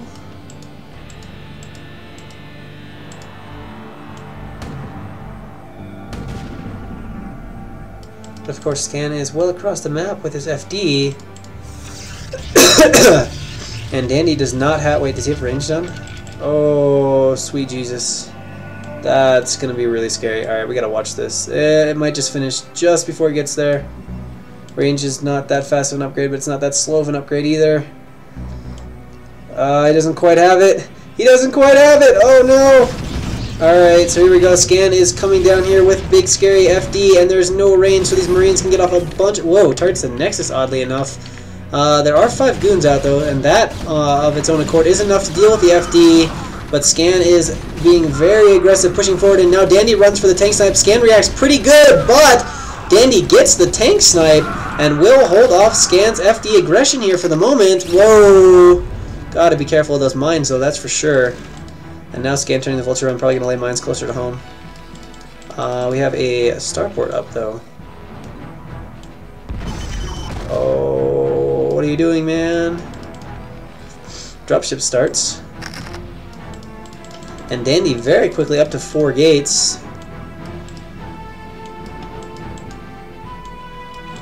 And oh my, wow, Scan started this. Dandy's actually in a really good position. If he doesn't take, I mean, I guess that's because Scan's dropping as well. But if Dandy doesn't take too much damage, he's going to be in such a strong position. This is going to be really, really aggressive. Wow. This is ballsy as hell. Oh my god, is he going to somehow dodge these mines? Oh my god, he kills 1. He's walking into a few more, though. Oh my god, this is crazy. He's actually making it through, though, and somehow targeting them down. Scan is in a spot of bother right now. Let me tell you something. Is the impossible actually going to happen? Scan is laying mines to defend, and it is down to 3 Goons, but there's another 3 coming in the back. This is a very, very scary situation right now from Scan, and Dandy trying to do the impossible mines. Oh my god! Could have gone off on all the SCVs too, which would have been really devastating. Scan is drilling like mad, but this is a tremendous number of Dragoons in the base right now, and Scan has only 1 factory. I mean, this obviously caught him totally off guard. Dandy microing very nicely right now, and is on the brink of doing the impossible and beating Scan, winning the game, and Scan says, good job, GG. Dandy takes out Scan. I almost do not believe what I have just seen, and LagFree, the super bunker training, is going to put them in the finals of STL. Wow, wow, wow is all I have to say to that. That was... There was some extreme luck there to not hit those mines right and just die, but holy shit. I did not anticipate that coming in a million years. That's quite something.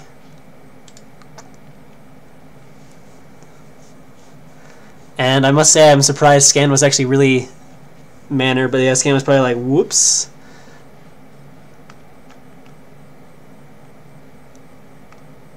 And yeah, I don't know. I have like a slight congestion still, but I wouldn't say I'm sick at this point. And no, I can't read chat. Unless anyone knows how to change Twitch right now, I have to make Twitch like this. I have to make this full screen. I have to make this full screen to be able to see the chat. There's no way I know of that I can... they like change the settings. I can't get rid of the video. There's no way to minimize the video and maximize the chat that I figured out with new Twitch. And what's up, Dragon? Dragon says L Master. You know, give me a second. I'm gonna get some water, and then we'll go into LRM against SAS. But yeah, that was wow. Full screen question mark. Like okay, like normally the only way I can read chat, because obviously now I can't see Brood War because I have this up, is I have to minimize the Twitch thing. But if I minimize Twitch, I get only this. I can't get the chat. Like there used to be a little thing right here where I press for left and it would get rid of this and give me just the chat. But now I only get this thing. So I don't know what's up. I have to full screen the page. The pre-max timing push TVP is to hit before recall, so you don't... Okay, I could see how that would work, but at the same time, I don't know. I just face Terrans that move out and do that, and then I've got like 200 supply against their like 150, and then I just basically A-move it and win most of the time, especially if you hit a good stasis. Unless they really get great positioning off and are all seized up before you can even get a chance to like run in. It seems really easy to kill and beat.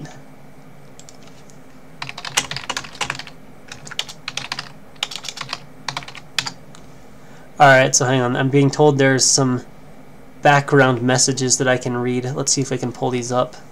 My computer doesn't inherently recognize the file, so let's see what happens here if we try to open these with just, say, Notepad.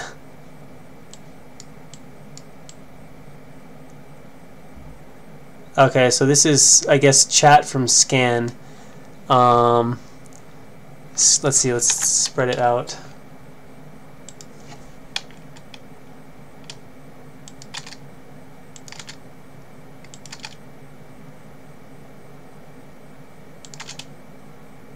I guess this is Scan's chat only.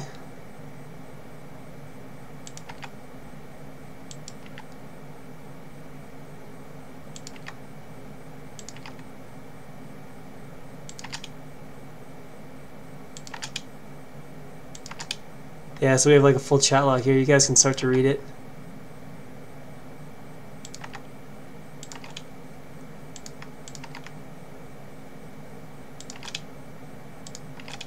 This is fairly long.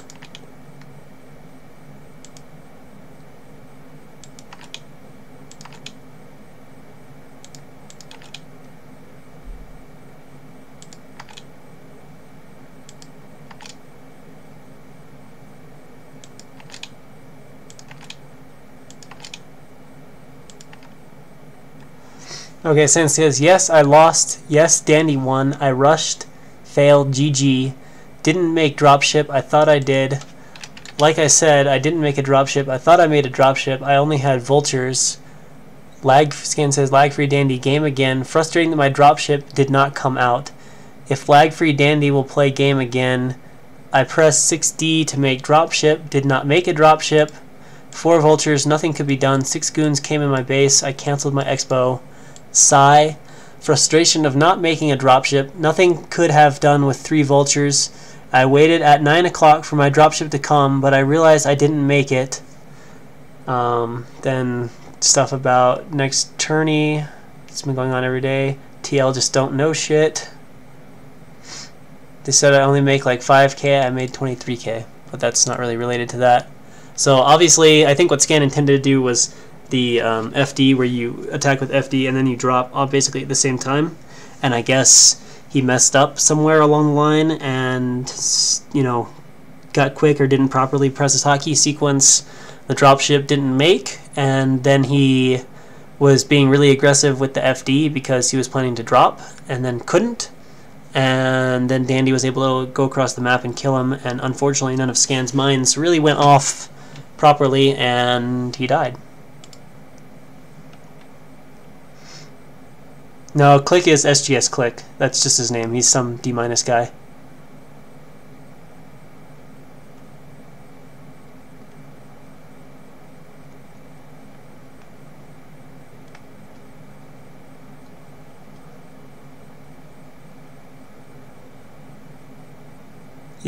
Yeah, basically Click is just a random D- guy, but he really likes Scan.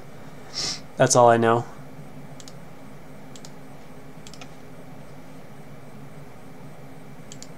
Apparently there's some other chat logs too we can open up. Let's see here. Let's see if we can open them with something better. Let's see if WordPad displays it better. Yeah, okay, that's way better.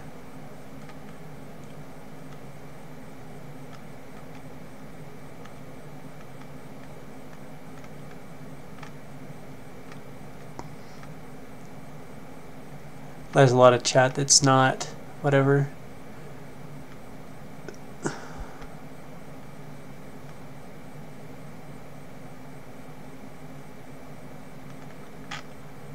Oh, this whole thing is...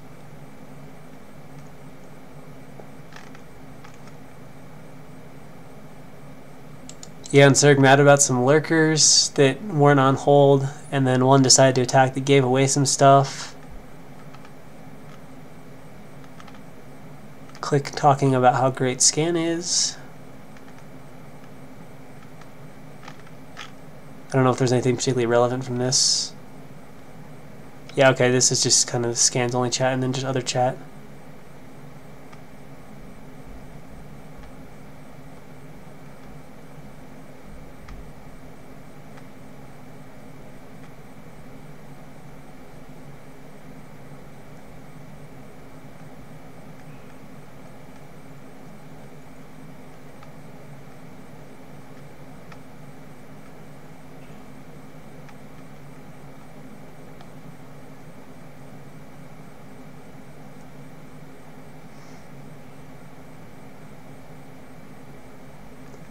So, yeah, I guess there's nothing that's that interesting that's in here.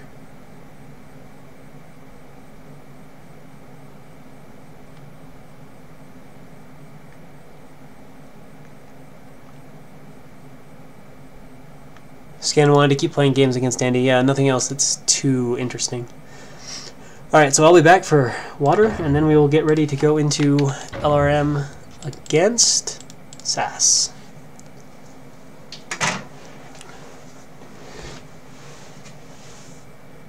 I am also going to restart the stream and split the